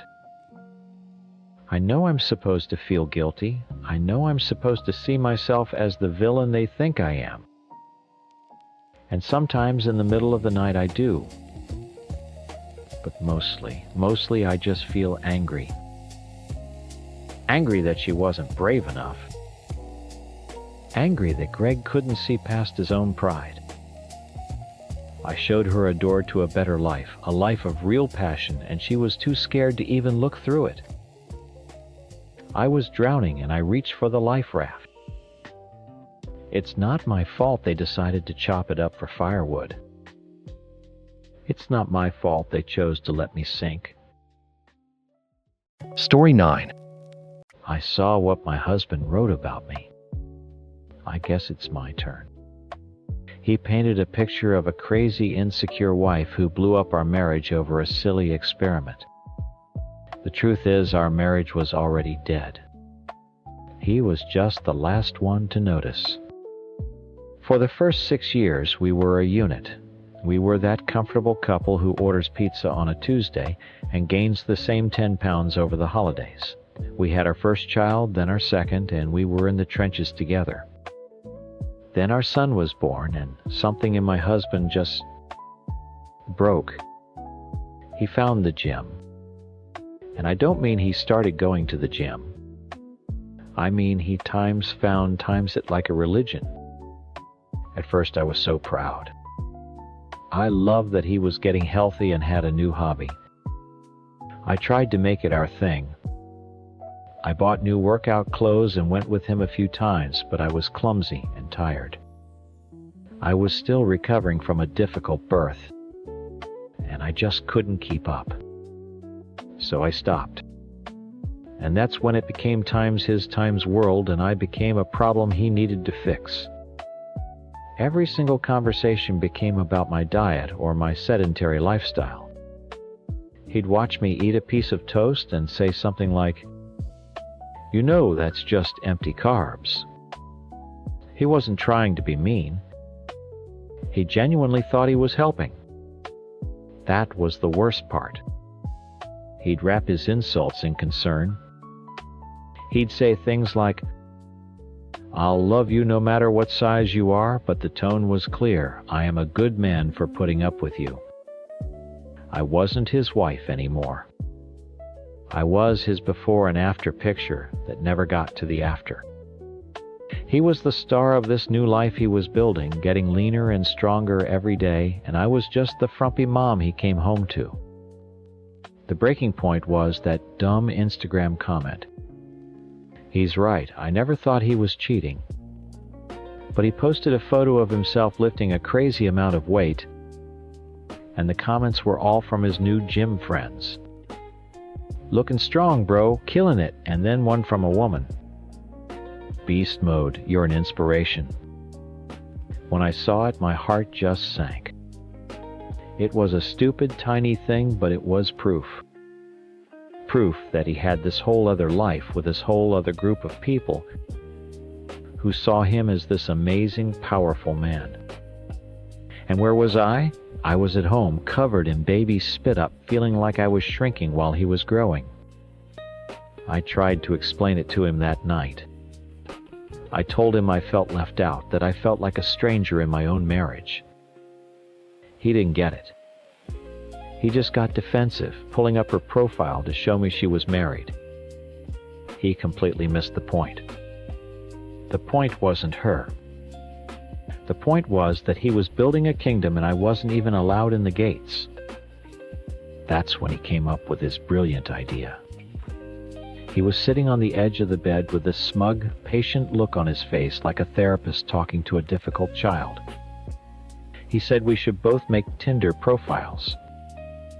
Just as an experiment. A confidence boost. For me. He was so sure of himself. So sure that this grand gesture would prove I was still desirable and finally shut me up about my insecurities. It was the most condescending thing anyone has ever said to me. But I said yes. I felt like if I said no, I'd be proving his point. That I was weak and scared. We downloaded the app, paid for Tinder Gold, and set our location to London so no one we knew would see us. He was laughing, making jokes about it. For him, this was a fun little game. For me, it felt like I was about to be graded on my own worth. We put a movie on, and for 2 hours I just stared at the screen, a knot of ice in my stomach. Then the time was up. He checked his phone first. "Huh," he said, "only one." Then I unlocked mine. My screen lit up like a Christmas tree. It was vibrating non-stop. Notifications were flooding in. 330 likes. more than 330. It just kept climbing. I opened the app and it was a sea of faces, men from all over the world. Doctors, lawyers, artists, guys who looked like they belonged on the cover of a magazine, and they all saw my picture and swiped right. For the first time in years, I didn't feel like a mom. I didn't feel like a wife. I felt like a woman. A woman that people times wanted asterisk. We sat there on the bed and scrolled through my phone together. I watched the smug little smile fade from his face. The giggly fun mood was gone. He was just quiet, staring at the screen. I saw him swallow hard as a message popped up from a banker in Dubai telling me my smile was incredible. Then he showed me his one match. She was not at all the type of woman he usually finds attractive. And a sound came out of me that I hadn't made in years. I laughed. A real, deep, cruel laugh. I couldn't help it. The dam of all my resentment just broke. I looked him right in the eye, put on my sweetest, most patronizing voice, and said, "Aw, at least I still want you, honey." That was it. That was the moment I saw it. The power in our marriage didn't just shift, it flipped upside down. He had opened this door to prove a point, and now he was terrified of what he'd let in. We both deleted our accounts that night and went to bed without saying another word. But it was too late. The next day, at work, I couldn't focus. All I could think about was that feeling. That buzz of being seen. Was it real or just a fluke I had to know? I pulled out my work laptop, opened a private browser, and typed in the one word that I knew could ruin my life. Or maybe, just maybe, save it, Tinder. It wasn't a fluke. The likes and messages came pouring in again, even faster this time. I made a new profile, one that didn't mention being married or having kids. I used a picture from a few years ago before the baby weight really settled in. I just wanted to see. I told myself it was for science. My own little experiment. It quickly became more than that. It became my secret world. During my lunch break, while the kids were asleep, whenever I had a spare 5 minutes, I was on my laptop living this other life. I was talking to a lawyer in New York who loved my sense of humor. A musician in Berlin who wanted to know all about my day. It was intoxicating. For the first time in years, men were interested in my mind before they even knew about my body. They asked questions. They listened. They weren't trying to fix me. My two best friends, Sarah and Chloe, were my cheerleaders. They'd both gotten out of bad marriages and were thriving. When I finally confessed to them what I was doing, they didn't judge me. They poured me a huge glass of wine and said, "It's about damn time." They told me I deserved to feel wanted. They said my husband had spent years making me feel small, and if this was what it took to feel big again, then I shouldn't feel an ounce of guilt. Their support was like a permission slip. The conversation started to change. The compliments about my smile turned into compliments about my body. The questions about my day turned into questions about what I was wearing. And I leaned into it. I sent pictures, nothing with my face, but pictures that made me feel powerful and sexy. Receiving their replies, seeing how desired I was, felt like a drug. It was a fantasy, I knew that. But my real life had become so bleak that a fantasy was the only thing keeping me afloat. The intimacy with my husband was completely gone. Every time he touched me, it felt like an obligation. like he was doing his husbandly duty, checking a box. The pity in his eyes was gone, replaced by a nervous confusion which was almost worse. He was walking on eggshells around me, and, honestly, I liked it. He found out on a Tuesday night. I was on the couch with my laptop, smiling at a message from the guy in New York. My husband came into the room and asked what I was looking at. I quickly closed the laptop, but not before he saw the distinctive orange flame of the Tinder logo. His face just crumpled. "Are you serious?" he whispered. "After everything, you're still on that thing." This was it. The moment I'd been both dreading and craving. I didn't cry. I didn't apologize. I just looked at him. "You opened the door, not me," I said, my voice steady. "You ran an experiment to see if I was still desirable. Well, congratulations. The results are in. I am." He started pacing, running his hands through his hair. "This isn't about that. This is about you lying to me, going behind my back, talking to other men." "And what about you?" I shot back, standing up.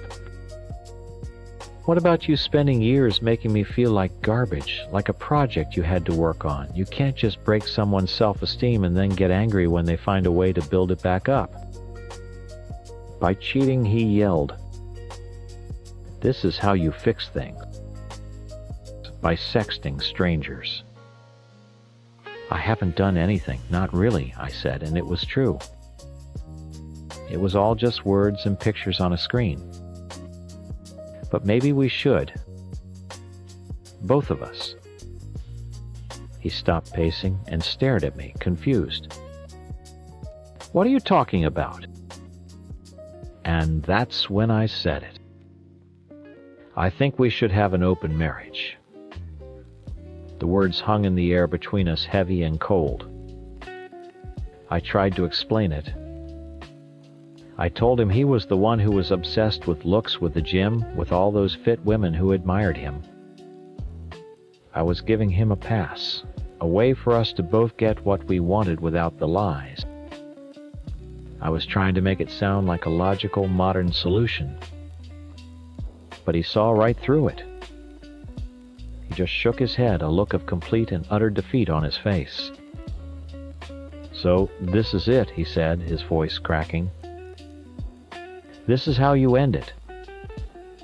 Not by leaving, but by trying to turn our marriage into some kind of free-for-all."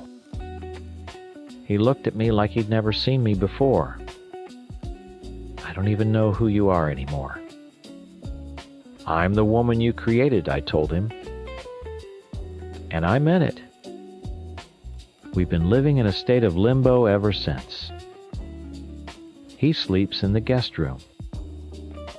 We're polite for the kids, like two co-workers who can't stand each other but have to finish a project. The power is all mine now, but the victory feels hollow. The confident, smug man I married is gone, replaced by a sad, quiet ghost who barely looks at me. Some days I miss the man he used to be, the one who would get winded walking up the stairs with me. But then I remember the feeling of his judgment, the weight of his disappointment, and I don't feel guilty anymore. He wanted to prove I was still desirable.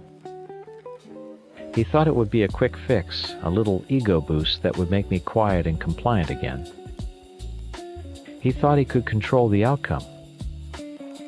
But he didn't realize that you can't show someone a world of warmth and light and then expect them to willingly walk back into the cold. He started the fire, and now he's angry that our house is burning down. Maybe it needed to. Maybe sometimes you have to burn everything to the ground to see the sky again. Story Teen. I need you to understand my side of this. Everyone is calling me a monster, a kidnapper, but they don't know what I've been through. They haven't lived my life. Before you judge me, you have to know the whole story, not just the lies my sister is telling everyone.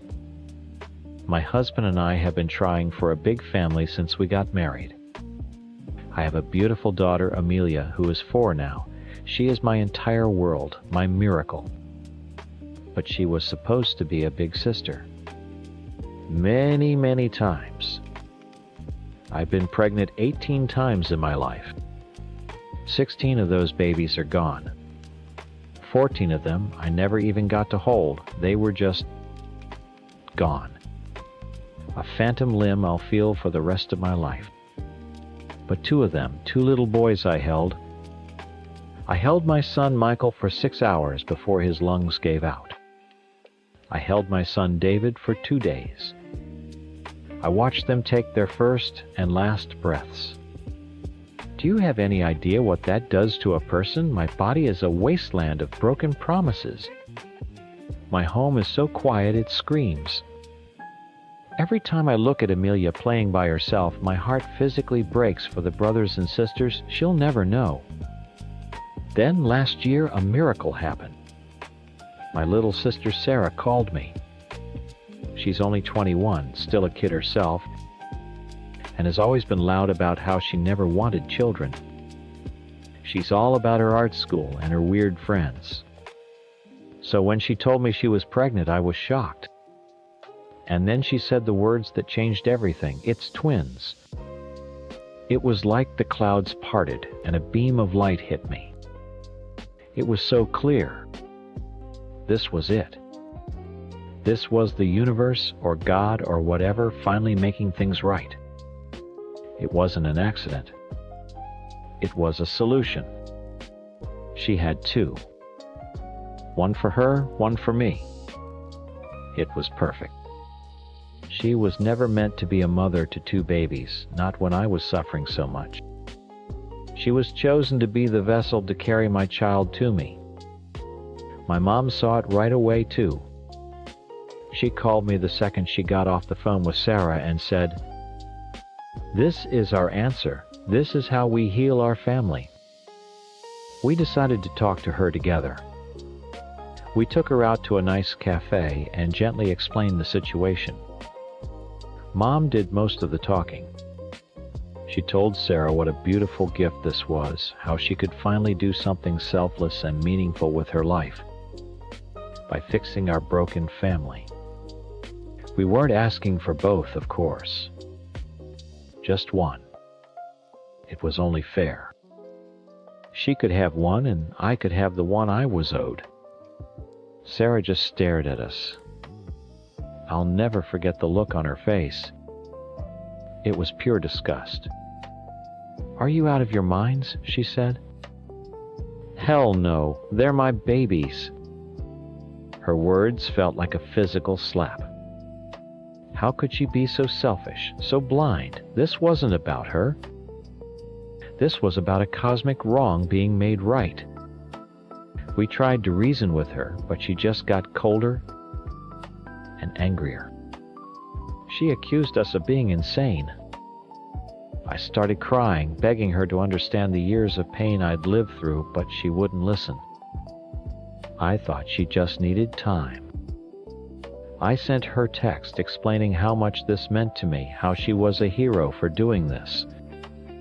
She ignored every single one. The last time I saw her before she cut me off, I took her to lunch. She was about 23 weeks along. I tried to talk about our plans, about how we would coordinate things, how my baby would know her cousin. I wanted to talk about names. I had the perfect name picked out, a family name. She just stood up, threw her napkin on the table, and walked out without a word. She left me sitting there alone. After that, she blocked my number. She blocked Mom. It was cruel, but I knew she was just scared. She was young, hormonal, and overwhelmed. She'd come around. I couldn't let her fear stop me from preparing for my daughter. I had to get ready. So I started on the nursery. I painted it a soft yellow and filled it with beautiful furniture. I bought a crib, a changing table, tiny little dresses and blankets. Every time I folded a onesie, I felt a piece of my heart stitch itself back together. This was real. This was happening. I told all our friends and family the wonderful news. I explained that Sarah was being my surrogate, carrying my baby for me as a gift. Everyone was so happy for us. They said it was the most beautiful story of sisterly love they had ever heard. The support was overwhelming. When the twins were born, they were very early and had to be in the NICU. Sarah didn't tell me, but another family member did. They sent me pictures. 2 tiny little girls hooked up to so many wires. My heart broke for them, but it swelled with love for the one that was mine. I posted a picture of her on my Facebook. I wrote, "Meet Elizabeth May. She came into the world a little early, but she's a fighter, just like her mommy. We can't wait to bring you home. Everyone loved it."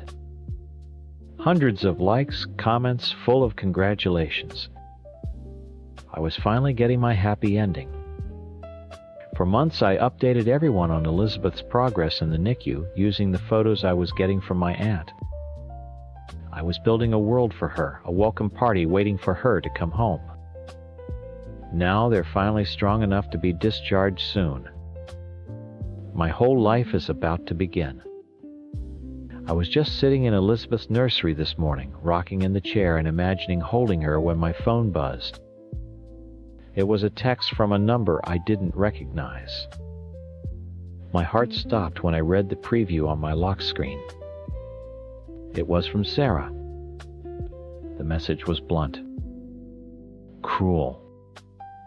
Take down every single picture of my daughters right now.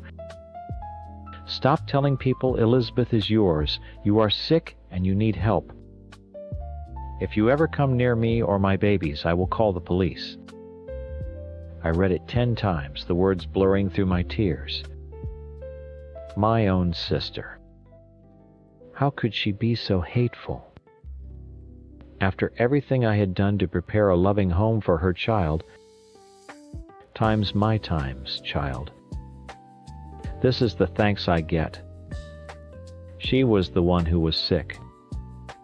Sick with selfishness. My husband, Mark, came into the room. He saw the look on my face, and his own face fell. He's a good man, but he doesn't understand the depths of my pain.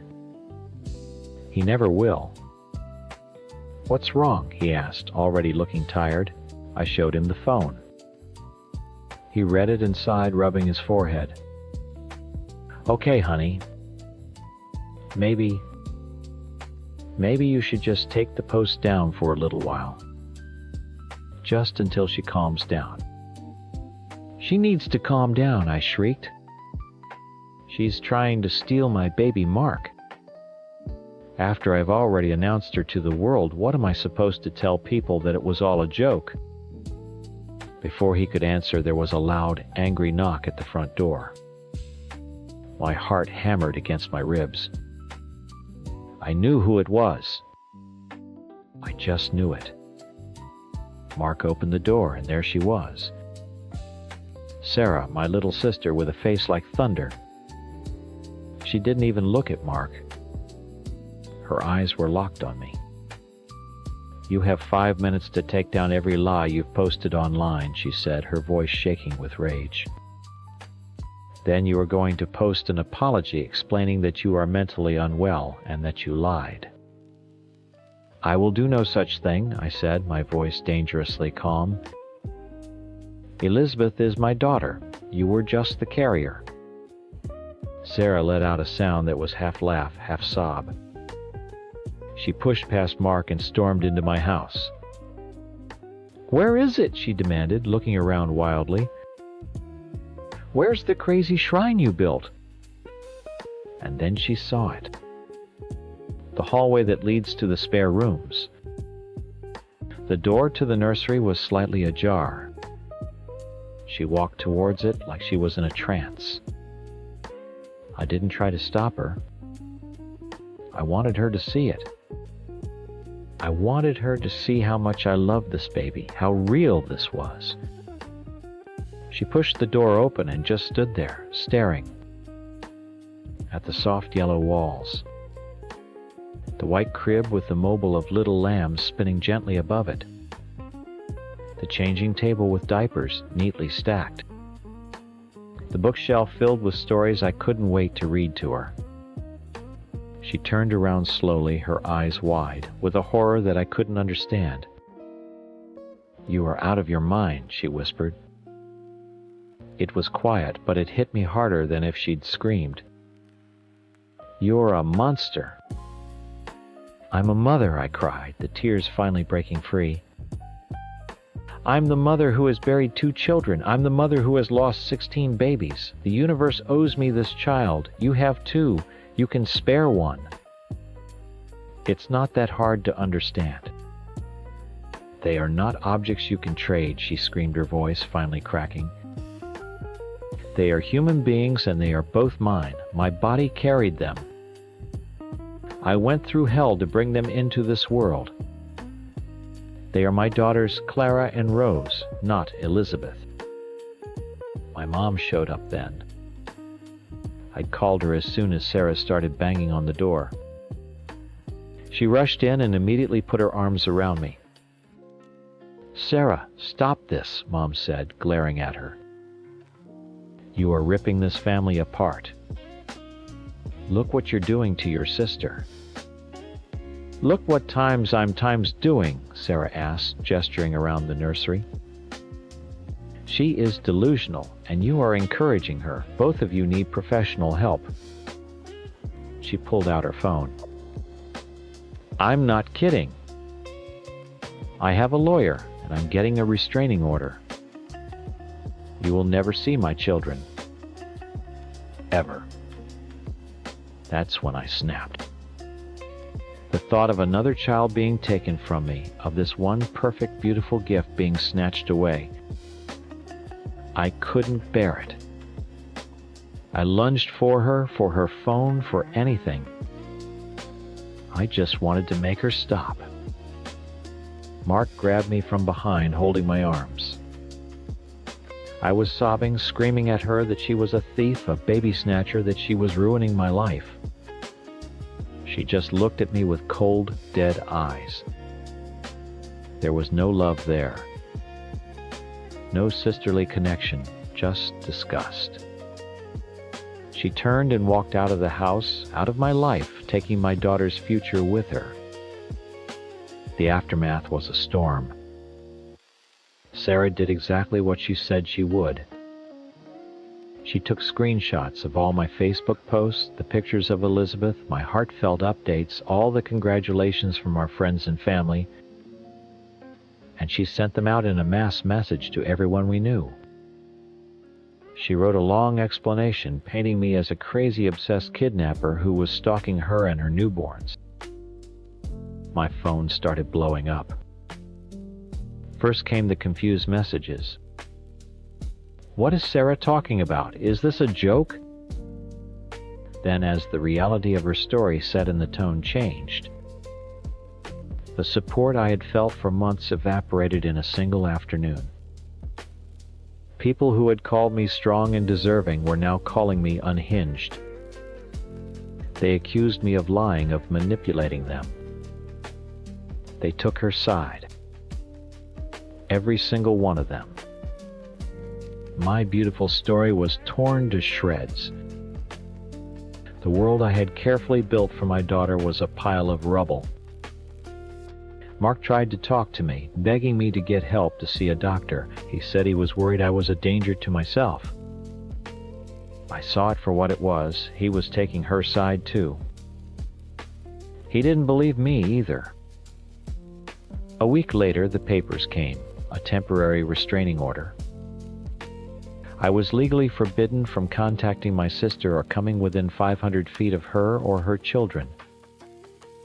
Her children. Not my times child. A piece of paper trying to erase a mother's bond. Mark took down the nursery while I was out. He said it was for the best. When I came home and saw the empty room, a blank yellow box, I felt that old, familiar hollowness. It was the 17th coffin I'd have to carry in my heart. They all think I'm the crazy one. They think this is over. But they don't understand. Sarah wasn't just my sister. She was a vessel, a means to an end. She delivered my baby, and then, in the cruelest twist of all, she stole her. She let me be a mother for a few beautiful months, only to rip it all away. She's the monster, not me. And she can have her lawyers and her restraining orders, but it changes nothing. That little girl is my daughter. She was meant for me. A mother always finds her way back to her child. And I will find my way back to Elizabeth. Story 11. I'm sure you've heard my ex-husband's side of the story. He's very good at telling stories. He can make himself the hero of any situation, the calm, logical man betrayed by the hysterical, cheating wife. I know what I did was wrong. I will never say it wasn't. But a marriage doesn't just break. It gets worn down bit by bit until there's nothing left but a list of chores and two strangers sharing a mortgage. Our life wasn't bad. That was the problem. It was just empty. Tom was a great provider. He's a wonderful father, and he never missed a parent-teacher conference or a soccer game. But he stopped being my partner.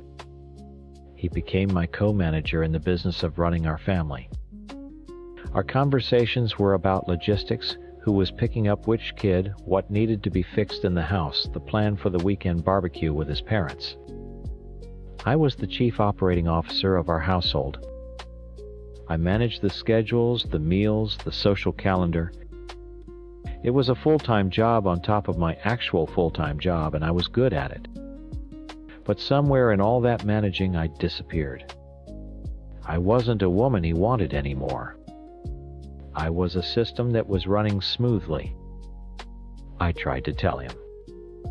I can't count the number of times I sat on the edge of our bed after the kids were asleep and the house was finally quiet and said, "I feel so lonely," or "I miss us. I miss when we used to talk about things other than bills."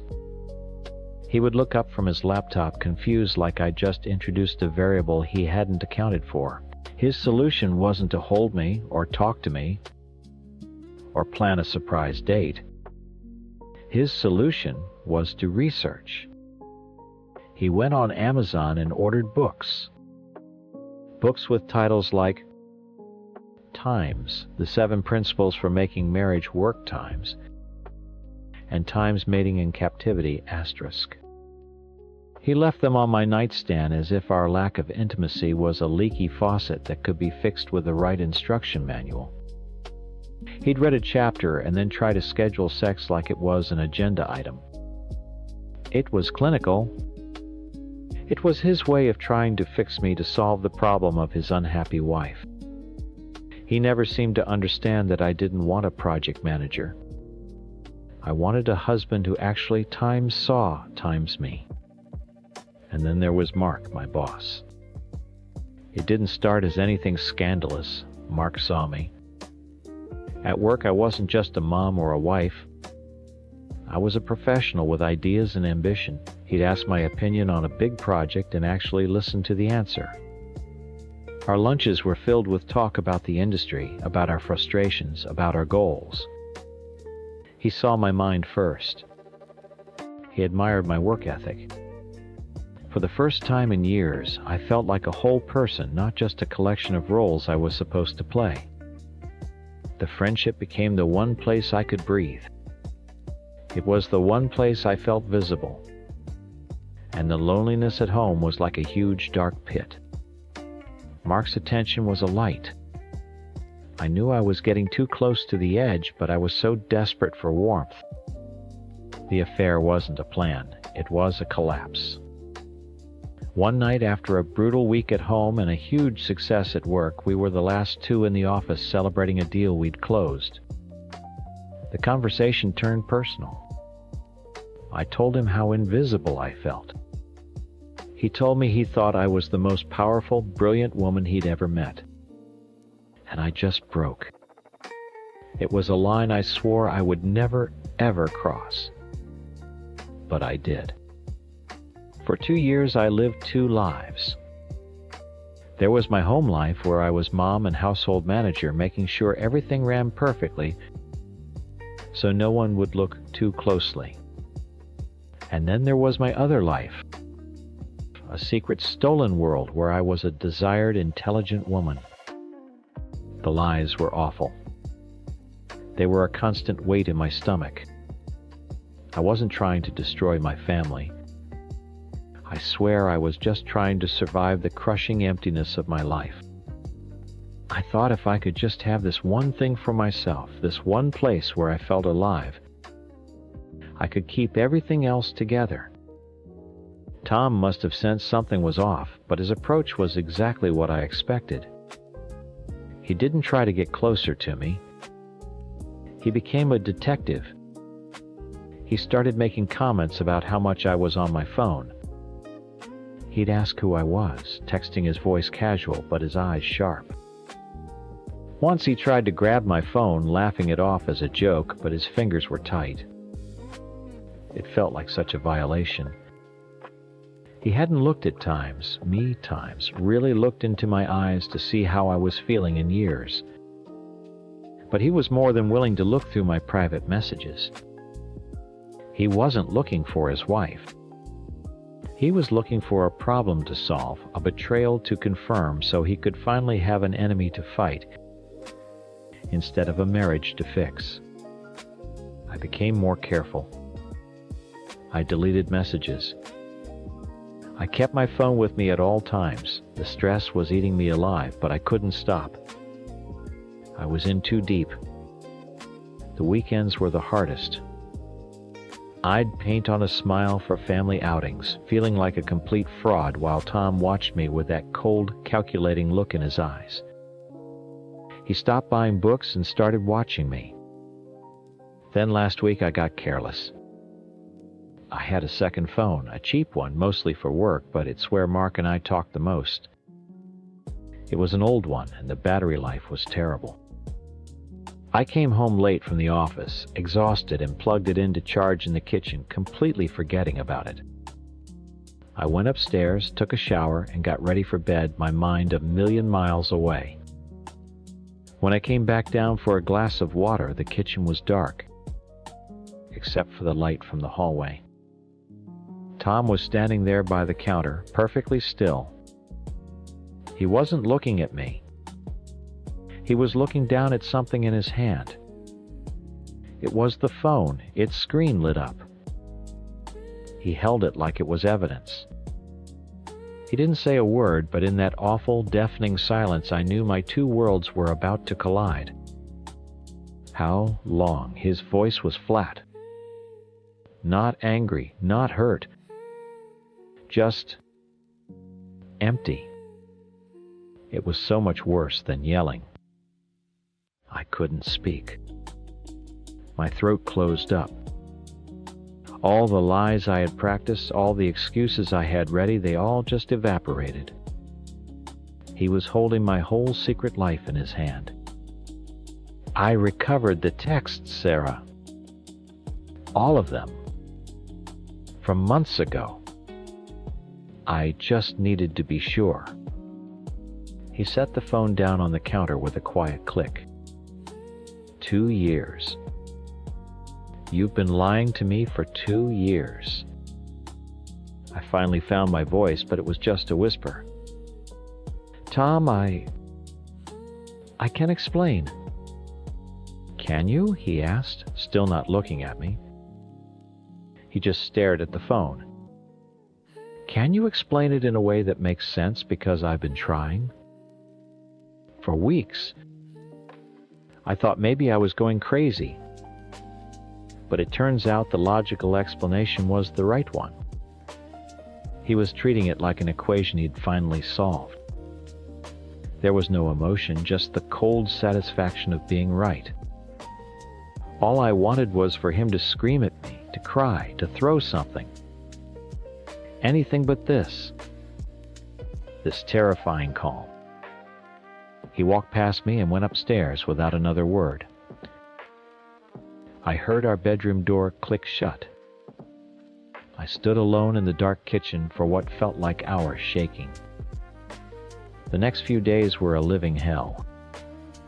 He was a ghost in our house.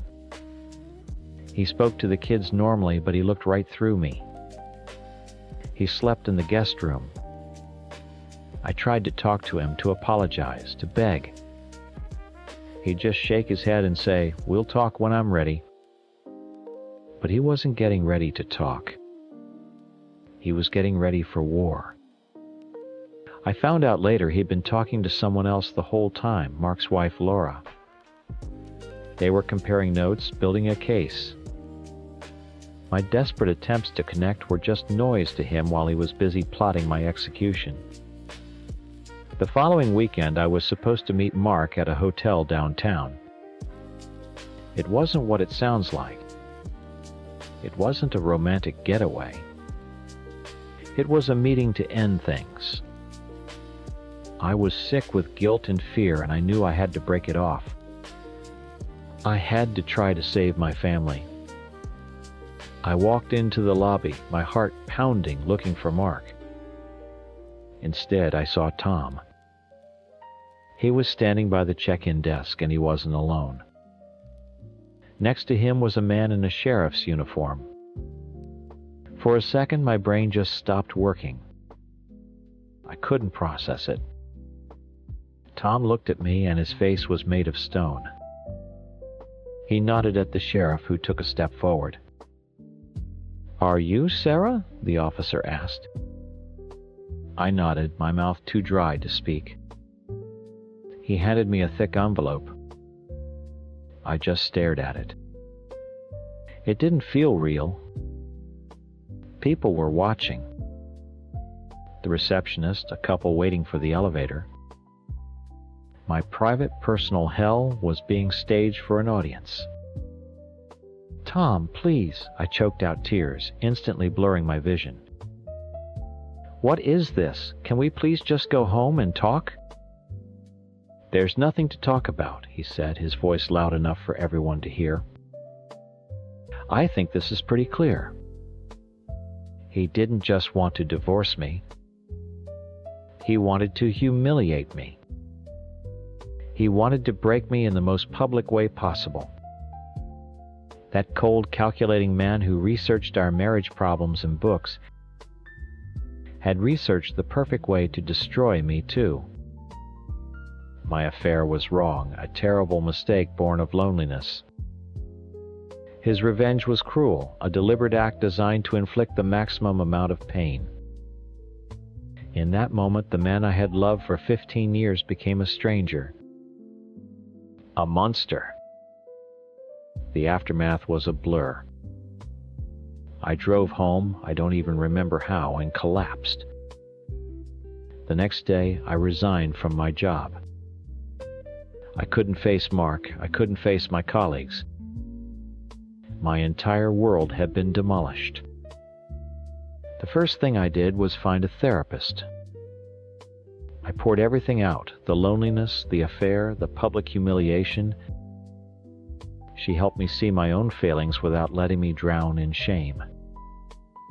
I was broken, but I wanted to get better. I begged Tom to come with me. "Please," I told him over the phone, my voice raw from crying. "Let's just try. For us, for the kids."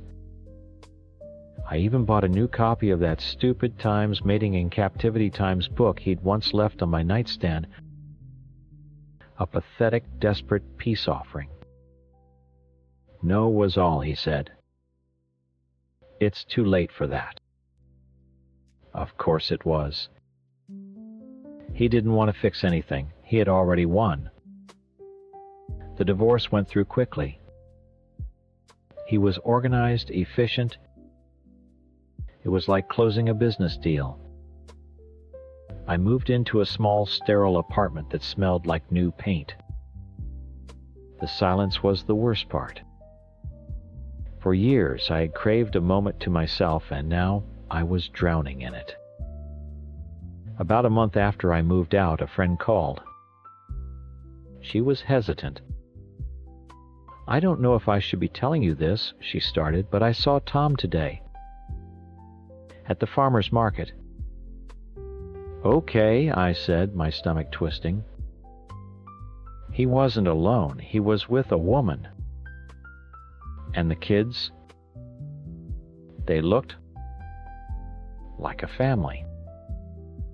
I knew before she even said the name. It was Laura, Mark's wife, the woman he'd been collaborating with. It all clicked into place. Their late-night phone calls, their shared strategy, it wasn't just about getting revenge on their cheating spouses. It was an audition. He wasn't just tearing our family apart. He was building a new one from the wreckage with the only other person who could make him feel like the righteous betrayed victim.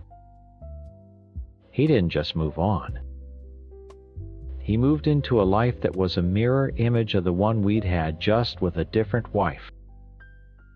A better one in his eyes. One who was a victim just like him. He tells everyone he's finally happy that he escaped a toxic marriage and found someone who truly appreciates him. But I know the truth. This was never about his happiness. It was about winning. He couldn't fix our marriage, so he demolished it. He couldn't stand feeling like a failure, so he made sure I was the villain. And he stands there now, the hero of the story he so carefully wrote, built on the ashes of our family. Story 12. I need to get this out. I know what she says about us. My husband and I've seen the whispers, the way people in town look at me in the grocery store. They think we're monsters.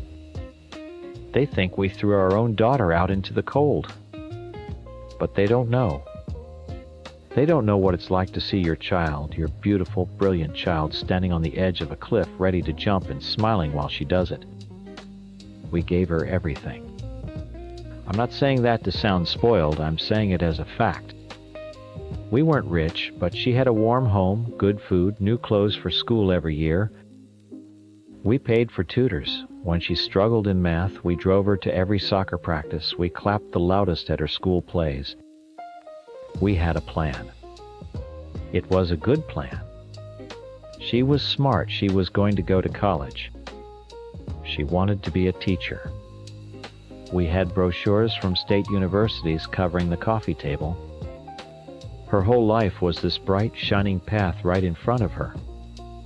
Then one evening when she was 16, she sat us down in the living room and threw a grenade into our lives. "I'm pregnant," she said. Just like that. No tears, no fear, just a calm statement. And the boy, Jared. A nice enough kid, I suppose, but he had no future. He was working part-time at the auto parts store, thinking about community college maybe. They were children.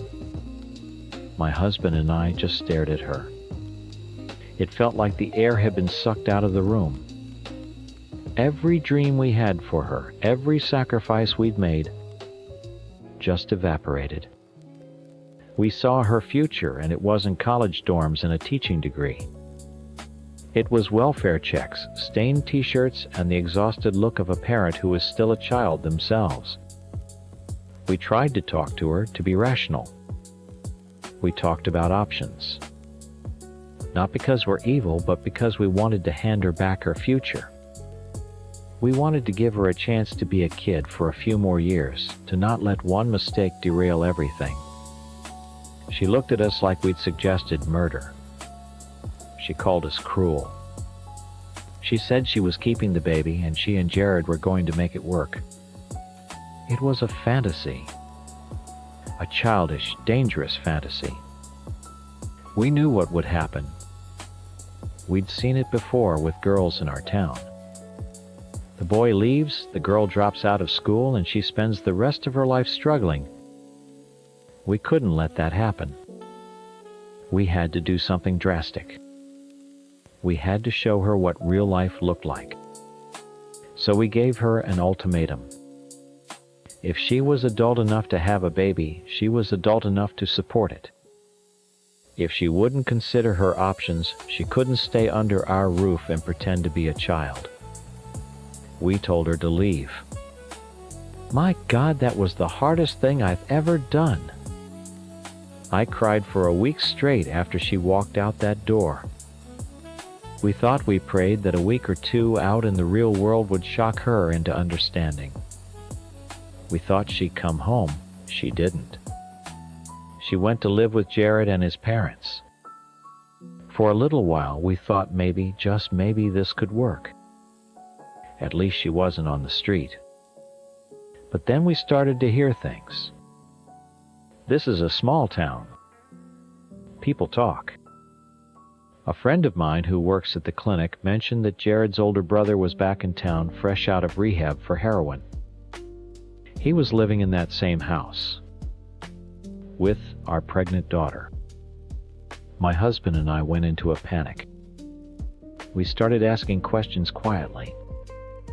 We found out that Jared's own mother had a history. Years ago, she'd had a car accident and got hooked on painkillers. She was clean now, they said, but we know what that means. The devil is always just waiting at the door. Our daughter had taken her unborn child out of our safe, stable home and brought her into a house of addicts. Our blood ran cold. What were we supposed to do? What would any loving grandparent do? We called Child Protective Services. We told them our concerns. It wasn't to punish our daughter. It was to protect our grandchild. We were terrified. Of course, the caseworker came, looked around, and said everything was fine. They're good at hiding it, people like that. They know how to put on a good face for the authorities. But we knew. The baby was born. A little girl. We saw pictures through a mutual friend. She was beautiful. And our fear grew tenfold. We kept an eye on things. We heard she was working a retail job and was late picking the baby up from daycare a few times. We heard they'd have these big, loud family parties with strangers in and out of the house, and our granddaughter would be up way past her bedtime. Each story was a knife in our hearts. A baby needs routine stability, not a house full of chaos and past addictions. So we called CPS again. And again, every time we heard something that sounded wrong, we called. We were her only line of defense. They investigated and found nothing. They eventually fined us for making unsubstantiated claims. They punished times as asterisk. Us for trying to protect our own grandchild from a dangerous environment. The system completely failed her. Eventually we had to stop. The fine, the threats from the agency, our hands were tied. 5 years went by in a painful, silent blur. Then 6 months ago, my husband got the diagnosis. Pancreatic cancer. Stage 4. The doctors gave him a year, maybe less. The first thing he said to me, his voice cracking, was, "I need to see her. I need to see my granddaughter." After all, the pain, all the anger, a dying man's wish is a powerful thing. I swallowed my pride, my hurt, everything. I found her number and I called. My hand was shaking so badly I could barely hold the phone. I explained about her dad. I asked if we could please see them. There was a long silence on the other end, and then she said, "I'll meet you." Just you and Dad. Alone. Hope is a dangerous, fragile thing. We were so happy, we cried. We thought this was it. She was finally ready to listen, to understand that we only ever acted out of love. We bought a huge teddy bear for our granddaughter and a gift card to the bookstore. We were going to be a family again. We got to the coffee shop early. My husband was looking so frail, but he sat up straight, a nervous smile on his face. We picked a booth by the window. Every time the door opened, our heads would snap up. And then we saw her. She pushed the door open, the little bell chiming. She looked older, of course, but it was her. My heart leaped into my throat. She walked towards our table, her face like a stone mask. And she was completely, utterly alone.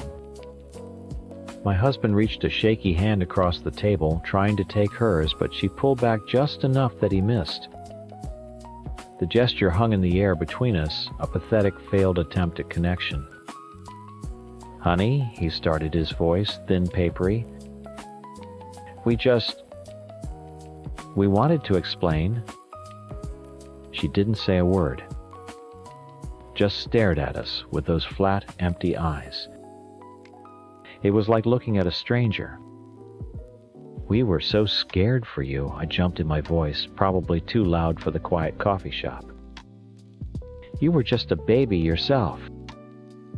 And that house?" We heard things. About his brother, his mother. We were terrified. You and the baby were in danger. Every call we made to CPS, it wasn't out of spite. It was out of love. We were trying to protect our granddaughter. I waited for a flicker of understanding, a softening around her eyes. Nothing. She just sat there, her hands folded on the table.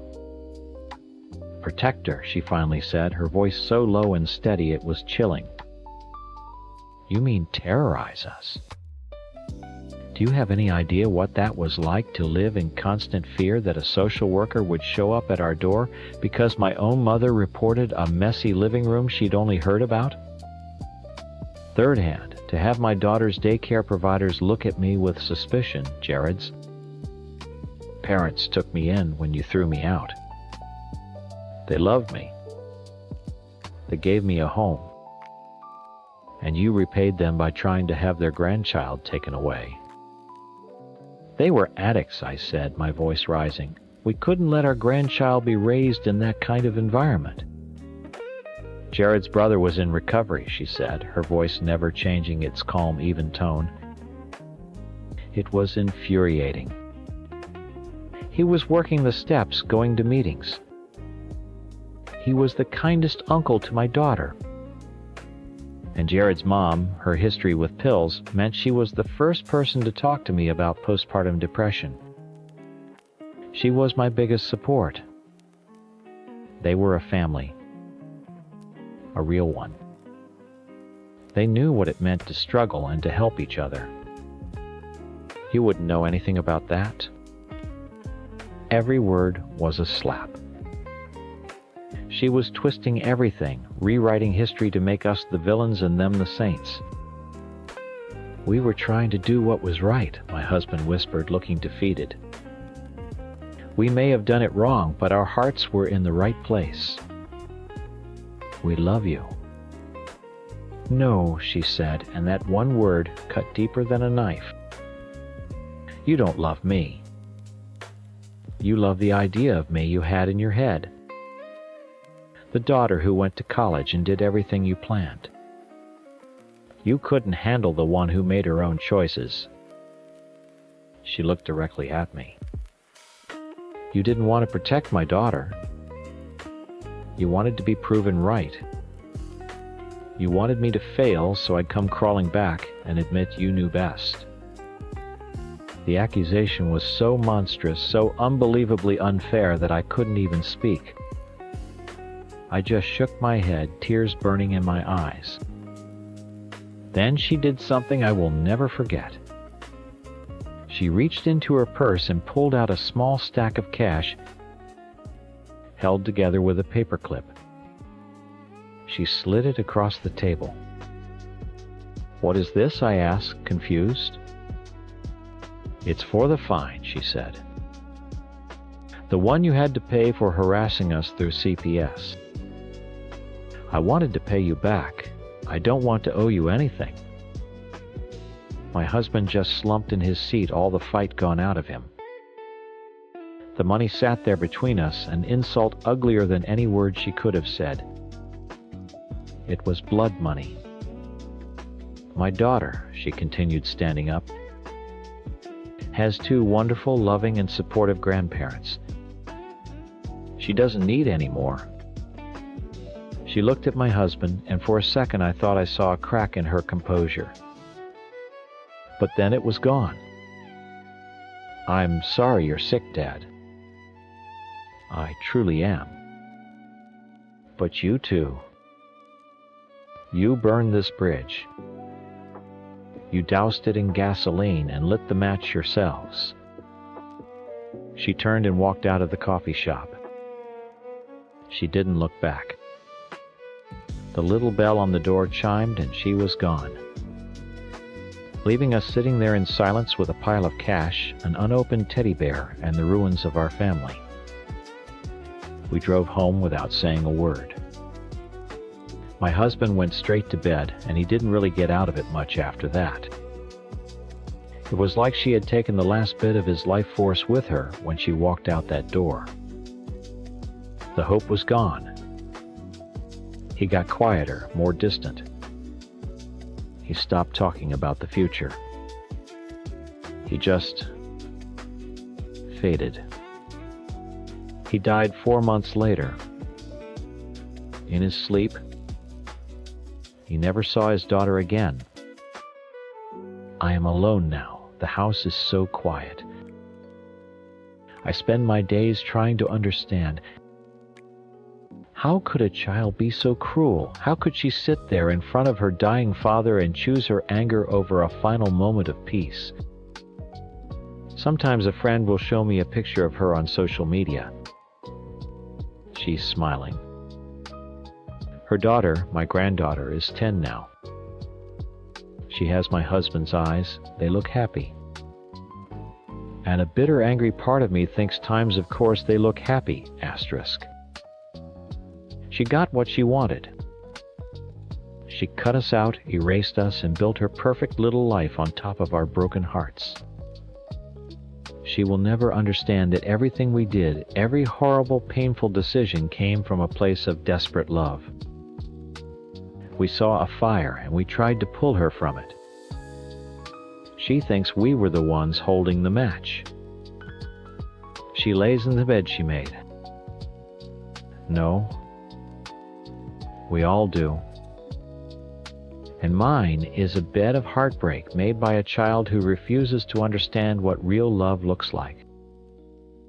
And it's the loneliest bed in the world. Story 13. My husband posts online about me sometimes. He calls me his dead weight. He's not wrong. I'm sitting in this wheelchair right now, listening to him move around the kitchen, and the only thing I can think is that he's right. I am a weight, a burden, a bill that he has to pay for the rest of his life. And the worst part is, I'm the one who rang up the debt. For 25 years, my entire world was him and the kids. I was a wife and a mother. That was it. I packed lunches, I went to soccer games, I hosted holidays. I built our life brick by brick, and I was happy with it. Or I thought I was. When our youngest left for college, the house went quiet. So quiet it hurt my ears. I'd walk from room to room and feel like a ghost. I'd spent so long being mom that I had no idea who I was supposed to be without them. My husband, bless his heart, is a fixer. He saw I was sad, so he tried to fix it. Let's get a puppy, he'd suggest. Let's book a cruise. He was trying to fill my days, but he didn't see the real problem. The problem wasn't my schedule. It was me. I didn't have an identity anymore. I was just the person who used to raise his children. Getting the job at that real estate firm felt like coming up for air after you've been held underwater. Suddenly, I was a person again. I had a desk. I had a name tag. People asked for my opinion. And then there was Mark. He was a coworker, just a guy from the office. But he saw me. Not as a mom, not as someone's wife. He saw a woman. He'd ask about my day and actually listen. He told me I was funny. He told me I was smart. His attention felt like sunshine, and I was so cold and had been in the dark for so long. I know it sounds pathetic. A middle-aged woman getting weak in the knees over a compliment. But it was more than that. It was like a drug. I started dressing up for work, doing my hair again. My husband noticed, but he just laughed. He'd joke about my new college lifestyle when I'd stay out late for drinks with colleagues or text with Mark about a listing. He had no idea what was really happening. He didn't see that I wasn't trying to be young again. I was trying to be a person for the very first time. One night after a few too many glasses of wine, I said something awful to him. I told him he was dimming my light. The hurt on his face still haunts me. It was cruel, but in that moment it was the most honest thing I'd said in years. I felt like a plant that had been kept in a closet, and Mark had opened the door and let the sun in. The affair was the worst mistake of my life, but for a few months it felt beautiful. It was a secret world where I was the main character. It wasn't even really about Mark. It was about the woman I got to be when I was with him. I was exciting. I was desired. I was alive. I was flying, and I didn't care that I was flying straight into the ground. I knew deep down that it was all fake, a fantasy built on lies, and that it would all come crashing down eventually. And it did. It crashed down in the booth of a cheap diner about 40 minutes from our house. We were meeting for lunch, and he leaned over and kissed me. It was just a small kiss, but in that moment it felt like freedom. Then I looked up over his shoulder and saw her. My daughter. My baby girl home from college for the weekend. The look on her face, it wasn't anger. It was disgust. It was like she didn't even recognize me. In her eyes I saw what I really was. Not some vibrant woman finding herself. I was just a cliché.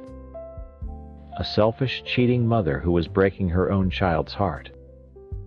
The fantasy just popped. Mark disappeared. The diner disappeared. All I could see was my daughter's face. I ended it right there. I walked out of the diner, got in my car, and called my boss to quit my job. I drove home in a daze. When my daughter got back, I begged her. I cried and I pleaded with her not to tell her father. It was the most cowardly thing I have ever done. I took my poison and forced her to drink it to carry that secret for me. My only thought was that I had to protect my husband from this. I convinced myself that if I could just hide it, I could fix it. I would become the perfect wife again. I would atone for what I'd done. For 2 years, that's what I did. I cooked. I cleaned. I threw myself back into the role I'd been so desperate to escape, hoping that if I loved him hard enough, it would somehow cancel out the betrayal. Then came the car accident. It wasn't my fault. A drunk driver ran a red light. I remember the sound of the tires, the shattering of glass, and then nothing. I woke up in a hospital, and my husband was holding my hand, crying, The doctor told me the damage to my spine was permanent. I would never walk again. It felt like a sick joke from the universe, a punishment that fit the crime. I had crippled our marriage, and now my body was crippled too. My husband became my nurse. He bathed me, he dressed me, he carried me to bed. His care was so tender, so absolute, and every kind touch felt like a hot poker on my skin. The guilt was eating me alive. I felt so worthless, so broken. One night I told him he should find someone else, that he should sleep with other women. He looked at me like I was crazy. He didn't understand. I wasn't trying to push him away. I was trying to tell him I didn't deserve his loyalty. I was damaged goods. A year after that, I found the lump in my throat. When the doctor sat us down and used the word mass, my husband started to cry again. But I didn't. I started to laugh. A wild, hysterical laugh that I couldn't stop. The doctor looked alarmed, but I knew it made perfect sense. All the lies I had swallowed, all the secrets I had kept, choked down for years, they had finally festered. They had turned into a poison growing inside me. This was it. This was the final payment. For years, life went on in our quiet, broken way.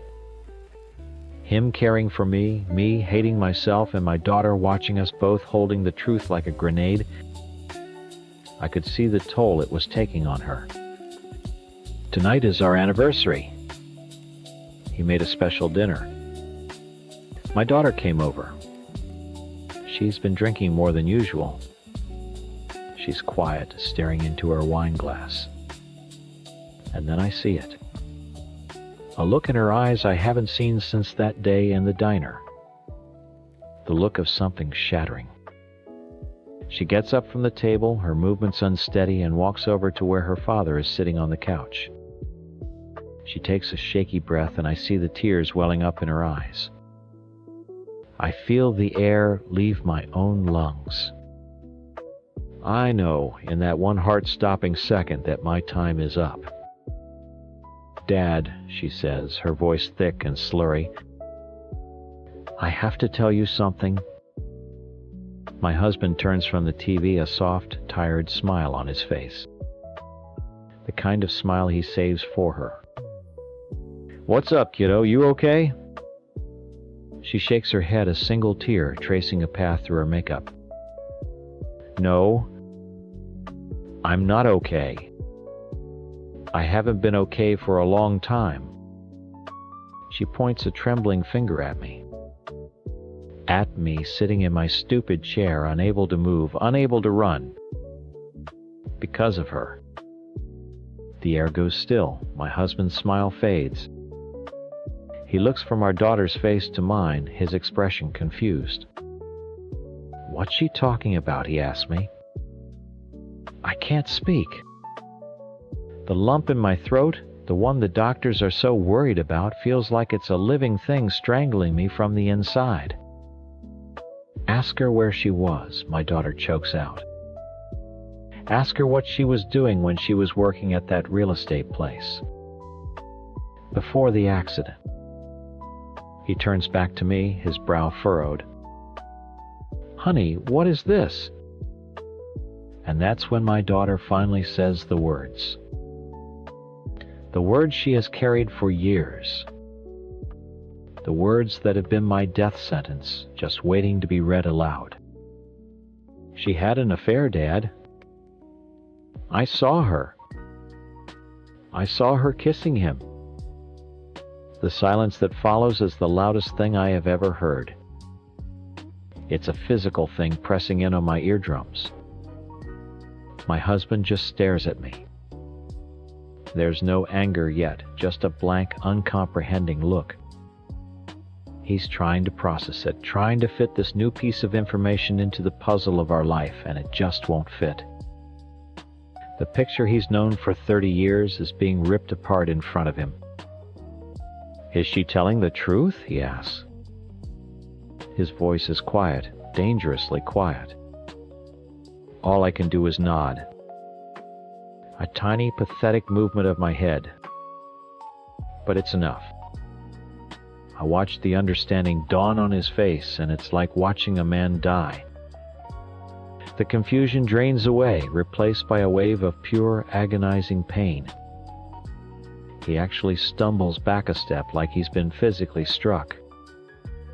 His eyes, the kind brown eyes I fell in love with, turn to stone. He looks at me, really looks at me for the first time in years. Not as his wife, not as his patient. He looks at me like I'm a stranger. A monster. All this time he whispers. The words are barely audible. He looks from my face down to my useless legs, then back up again. His face twists into something I've never seen before. It's not sadness. It's disgust. Pure, undiluted disgust. All this time, I've been bathing you, feeding you, carrying you, for what? He takes a step closer, his voice rising. I gave up everything for you after that accident. I felt sorry for you, and you let me. He's shouting now, and our daughter is openly sobbing in the corner. You let me sacrifice my life to take care of a liar. A cheat. He laughs a horrible broken sound. You told me to sleep with other women. Was that your guilty conscience? Trying to even the score? I try to say his name, but my voice is a croak. He crouches down so his face is level with mine. I can smell the wine from dinner on his breath. You are used, he hisses, his face inches from mine. A broken used thing. And I'm stuck with you. He stands up and looks down at me, at my body trapped in this chair. You're nothing but dead weight. My dead weight. And I know he's right. That's the most terrible part. He's saying everything that I've been thinking about myself for years. I deserved it. I deserved every single word. He didn't leave. How could he? I can't even get to the bathroom by myself. He is my jailer, and I am his prisoner. The house that was once my refuge is now our shared cell. The weeks that followed were a special kind of hell. The silence came back, but this time it wasn't empty. It was full of hate. He still takes care of me. He's a good man after all. It's his duty. But the tenderness is gone. When he lifts me from the bed to the chair, his hands are rough.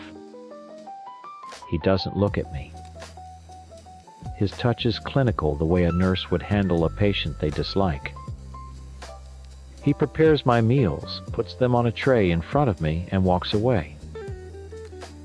We live in the same house, but we haven't had a real conversation since that night. The only sounds are the television and the whir of my wheelchair. Sometimes late at night I hear him crying in his room. He moved into the guest room down the hall. The sound of his grief is a knife in my heart. A constant reminder that I didn't just break his trust. I broke times him, asterisk.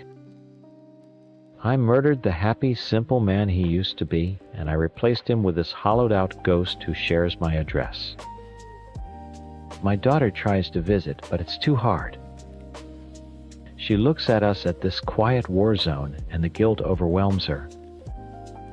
She feels responsible for the explosion, even though I'm the one who built the bomb. I want to tell her it's not her fault that the truth had to come out, but the words get stuck in my throat right there next to the mass. And the mass is still there. Growing. I go to my appointments.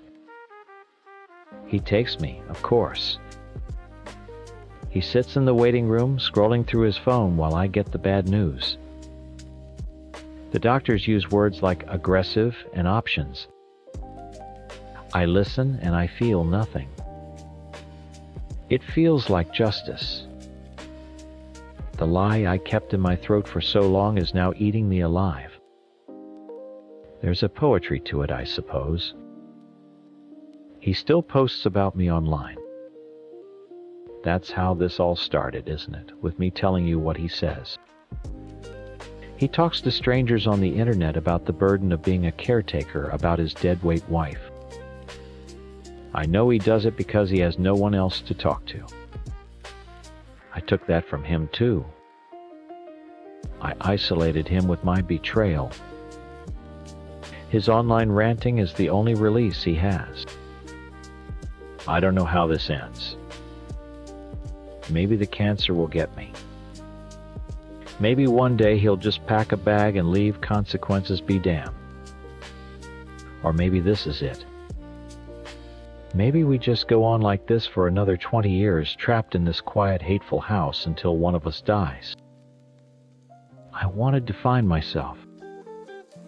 I wanted to feel like a person, not just a role.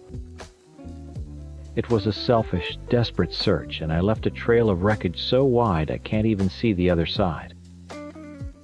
I look at this man, the man I still love, with every broken piece of my being, and I see the full extent of the damage. I didn't just lose myself in my marriage. I incinerated myself, and I took the best person I've ever known down with me. He was the one who gave my life meaning, and I repaid him by turning his life into a tragedy. He calls me his dead weight. He's right. But the truth is, we're both sinking, and I'm the one who chained us together. Story 14. Okay, I know what he's going to say about me. He's going to say I'm a cheater, that I did it before and I was planning to do it again. And he'll have his proof screenshots and bits of conversation that he's lined up to make me look like the worst person in the world. The truth is, I don't even know if I can argue with him. I just know that's not how it felt. It didn't feel like a plan to cheat. It felt like trying to breathe after being held underwater for a very, very long time. Let's get the big thing out of the way first. The mistake. The one I've been paying for every single day for the last 8 years. When my husband and I had been dating for just 4 months, I kissed another guy at a party. I was 22, I was drunk, and it was stupid. I told him the next day, crying my eyes out. He said he forgave me. I thought that meant we could move on. What I didn't realize is that his forgiveness came with a life sentence. He never forgot. He never let times meet, times forget. It became the ghost in our marriage. Every time I wanted to go out with my friends, there was a hesitation in his voice. Every time a male coworker's name came up, his eyes would get a little bit colder. He never yelled or accused me directly, not after the first year or two. He did something worse. He just got quiet. The silence would fill the entire house, this heavy judging thing that made me feel like I was a criminal on parole. Our life together became a long, drawn-out punishment for something I did when we were practically kids. For a long time, I tried to be the perfect wife to make up for it. I'd text him constantly when I was out. I'd turn down invitations I knew would make him uncomfortable. I stopped having male friends. I slowly cut off pieces of myself to make him feel secure. The problem is, he never did. His insecurity was a black hole, and no matter how much of myself I threw into it, it was never enough. Our intimacy just died. It's hard to feel desired by a man who you know is also constantly watching you, waiting for you to mess up. We went from lovers to a warden and his prisoner living in the same house. At work, I'm a different person. I'm a project manager and I'm good at it. People listen to me, they respect my opinion. I'm confident and I get things done. I feel like time's me, asterisk. But every day I'd walk through our front door and that person would just disappear.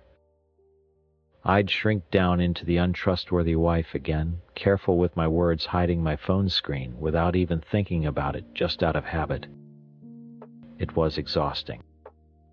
Then Stan messaged me on Facebook a few weeks ago.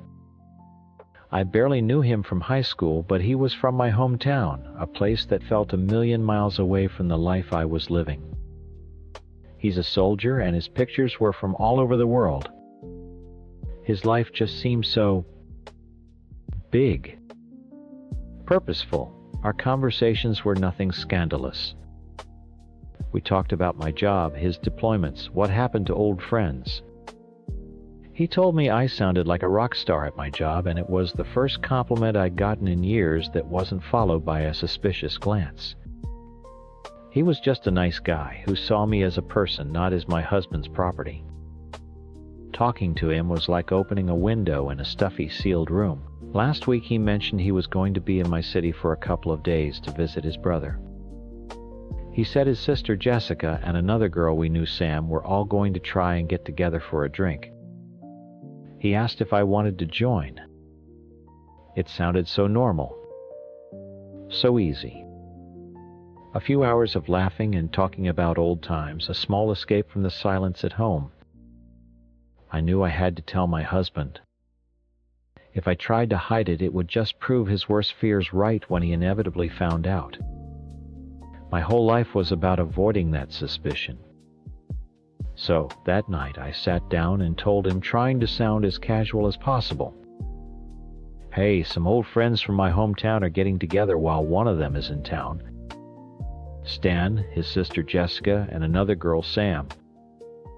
I was thinking of going. I named every single person. Total transparency. I saw the change immediately. The slight tightening of his jaw, the way his eyes went flat. Okay, he said. I'll come with you. My heart just sank. It wasn't a sweet offer. It wasn't him wanting to meet my friends. It was a check-in. It was the warden wanting to accompany the prisoner on their brief trip to the yard. I could see the whole night playing out in my head. My husband sitting silently at a table in a loud bar, nursing one beer for 2 hours, radiating disapproval while I tried to make small talk. He hates staying out late and gets grumpy. He would make everyone uncomfortable until I felt so guilty that I'd suggest we leave early. He would turn my one night of freedom into another test of my loyalty, a test I could never truly pass. Oh, you don't have to do that, I said, trying to keep my voice light. It's just boring hometown gossip. You'd be miserable. Plus, you always go to bed early. He just shrugged. I don't mind. I was trapped. If I said yes, the night was ruined. If I said no, I was hiding something.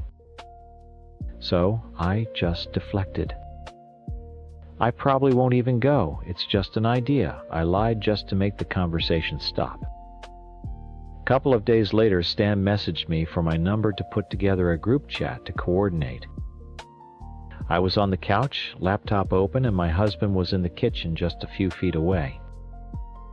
I typed back, "Sure, it's my number," and hit enter. I did it right out in the open. Part of me felt like I was daring him to say something, to see how open and honest I was being. But he didn't. He just continued making his stupid protein shake. In his mind, I knew the story was already written. My transparency didn't matter. Every innocent message was just another nail in my coffin. I closed the laptop, a wave of hopelessness washing over me. I went to bed that night feeling sick. I hadn't done anything wrong, not really, but I felt dirty.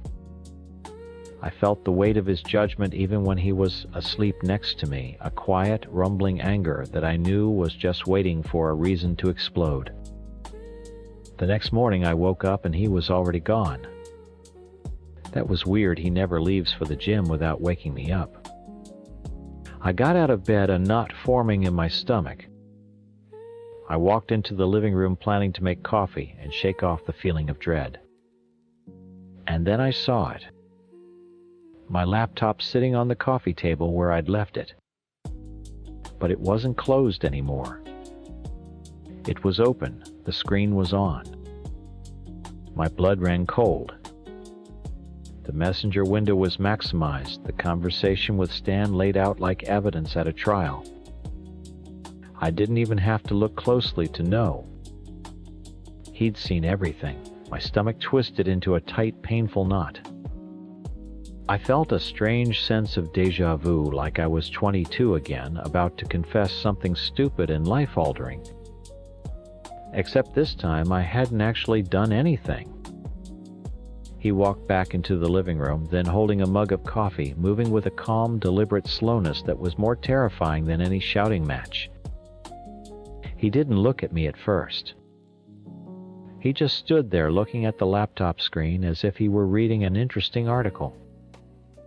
So he said, his voice completely flat. "Stan?" Just the name hanging in the air between us. "What about him?" I asked, but my voice came out as a weak croak. He finally looked at me, and his eyes were like chips of ice. "Don't play dumb with me, Ashley. I saw the messages, all of them. You're very pretty. You sound like a rock star. How you think his life is so intriguing. All of this while you were telling me not to come, that I'd be bored." I flinched. He was reading my private thoughts, my little escape, and painting it as a crime. "It's not what you think," I started the classic line that everyone says. "It was a group of friends getting together." "I told you that. I told you about his sister Jessica and Sam." "Oh, write the cover story," he sneered, finally letting a bit of anger show. "The friends you were so eager to see, but not eager enough for your own husband to join you. Funny how that works. You were trying to get rid of me so you could have your little date." The injustice of it all made a flash of heat rise in my chest. I wasn't trying to get rid of you. I was trying to have one single night to myself without you watching my every move. I knew you'd be miserable and grumpy, and you'd make it all about us. I just wanted to break a few hours to feel like a normal person. A normal person who gives her number to another man while her husband is 10 feet away, he shot back. A normal person who is planning a secret meetup and lying about it. I wasn't lying, I was shouting now, my voice cracking. "I told you the names. I told you where I was going. How is that a secret?" He took a step closer, his face a mask of cold fury. He lowered his voice and every word was like a punch. "Because I know how this works, Ashley. I've seen this before. It starts with messages, then a harmless drink. Then what? You were going to cheat on me. Again?" There it was. The word. Asterisk. Again, asterisk. The fight just evaporated out of me. All the air left my lungs. I sank onto the edge of the couch, my whole body feeling heavy and tired. It didn't matter what I said. It didn't matter that this was different, that I was a 30-year-old woman, and not a stupid 22-year-old girl. In his eyes, I would always be that girl. All the years of trying to be perfect, of walking on eggshells, of giving up parts of myself to earn back his trust, it all meant nothing. He had never trusted me again, not for a single day. He stood over me, waiting for me to deny it, to cry, to beg. I didn't have it in me. I just stared at the floor. The silence stretched on, and when he spoke again, his voice was different. It was cold and businesslike. All the fake emotion was gone. "I've been thinking about this for a while," he said calmly. "I've already looked into what happens next. With the house, with alimony. We need to be practical about this." I looked up at him, and for the first time I think I truly saw him. This wasn't a husband heartbroken by a potential betrayal. This was a man who had found his exit strategy. He hadn't been fighting for our marriage these last few miserable years. He'd been building his case. All the quiet treatments, the subtle monitoring, the suffocating suspicion, it wasn't a symptom of his pain. It was a tactic. He was waiting for me to make a mistake, any mistake, so he could pull the trigger and still be the good guy, the victim. He needed me to be the villain so he didn't have to be. The knot in my stomach didn't loosen, but it changed. The sick dread was replaced by a hollow, aching clarity. I had been trying to fix a marriage that he had already condemned. I was a prisoner on death row, trying to redecorate my cell. "Okay," I said. My voice was quiet, but it was steady. He seemed surprised. I think he was expecting a bigger scene. He wanted the drama, the tears. He wanted to see me fall apart so he could be sure he was right about me. I refused to give it to him. "Okay," he repeated, a little thrown off. "Okay," I said again, meeting his gaze. "If that's what you want." I didn't feel guilty. I didn't feel like a cheater. I just felt an overwhelming wave of exhaustion, like I'd just finished a marathon I didn't even know I was running. For 8 years I had been carrying the weight of his insecurity, and he had just taken it off my shoulders. He thought he had uncovered my secret plan on my laptop screen. But what he'd really done was sign our divorce papers. He'd exposed the truth of our marriage. It hadn't been real for a very long time. It was a performance, and he had just ended the show. He stood there for another moment, seething with his hollow victory, and then he turned and walked into the bedroom. I heard drawers opening and closing. He was packing a bag. And as he did, the only thing I felt was a quiet, heartbreaking sense of relief. The warden had finally left his post. The silence in the house was no longer heavy and judging. It was just empty. And for the first time in a long, long time, I felt like I could finally breathe. I was free.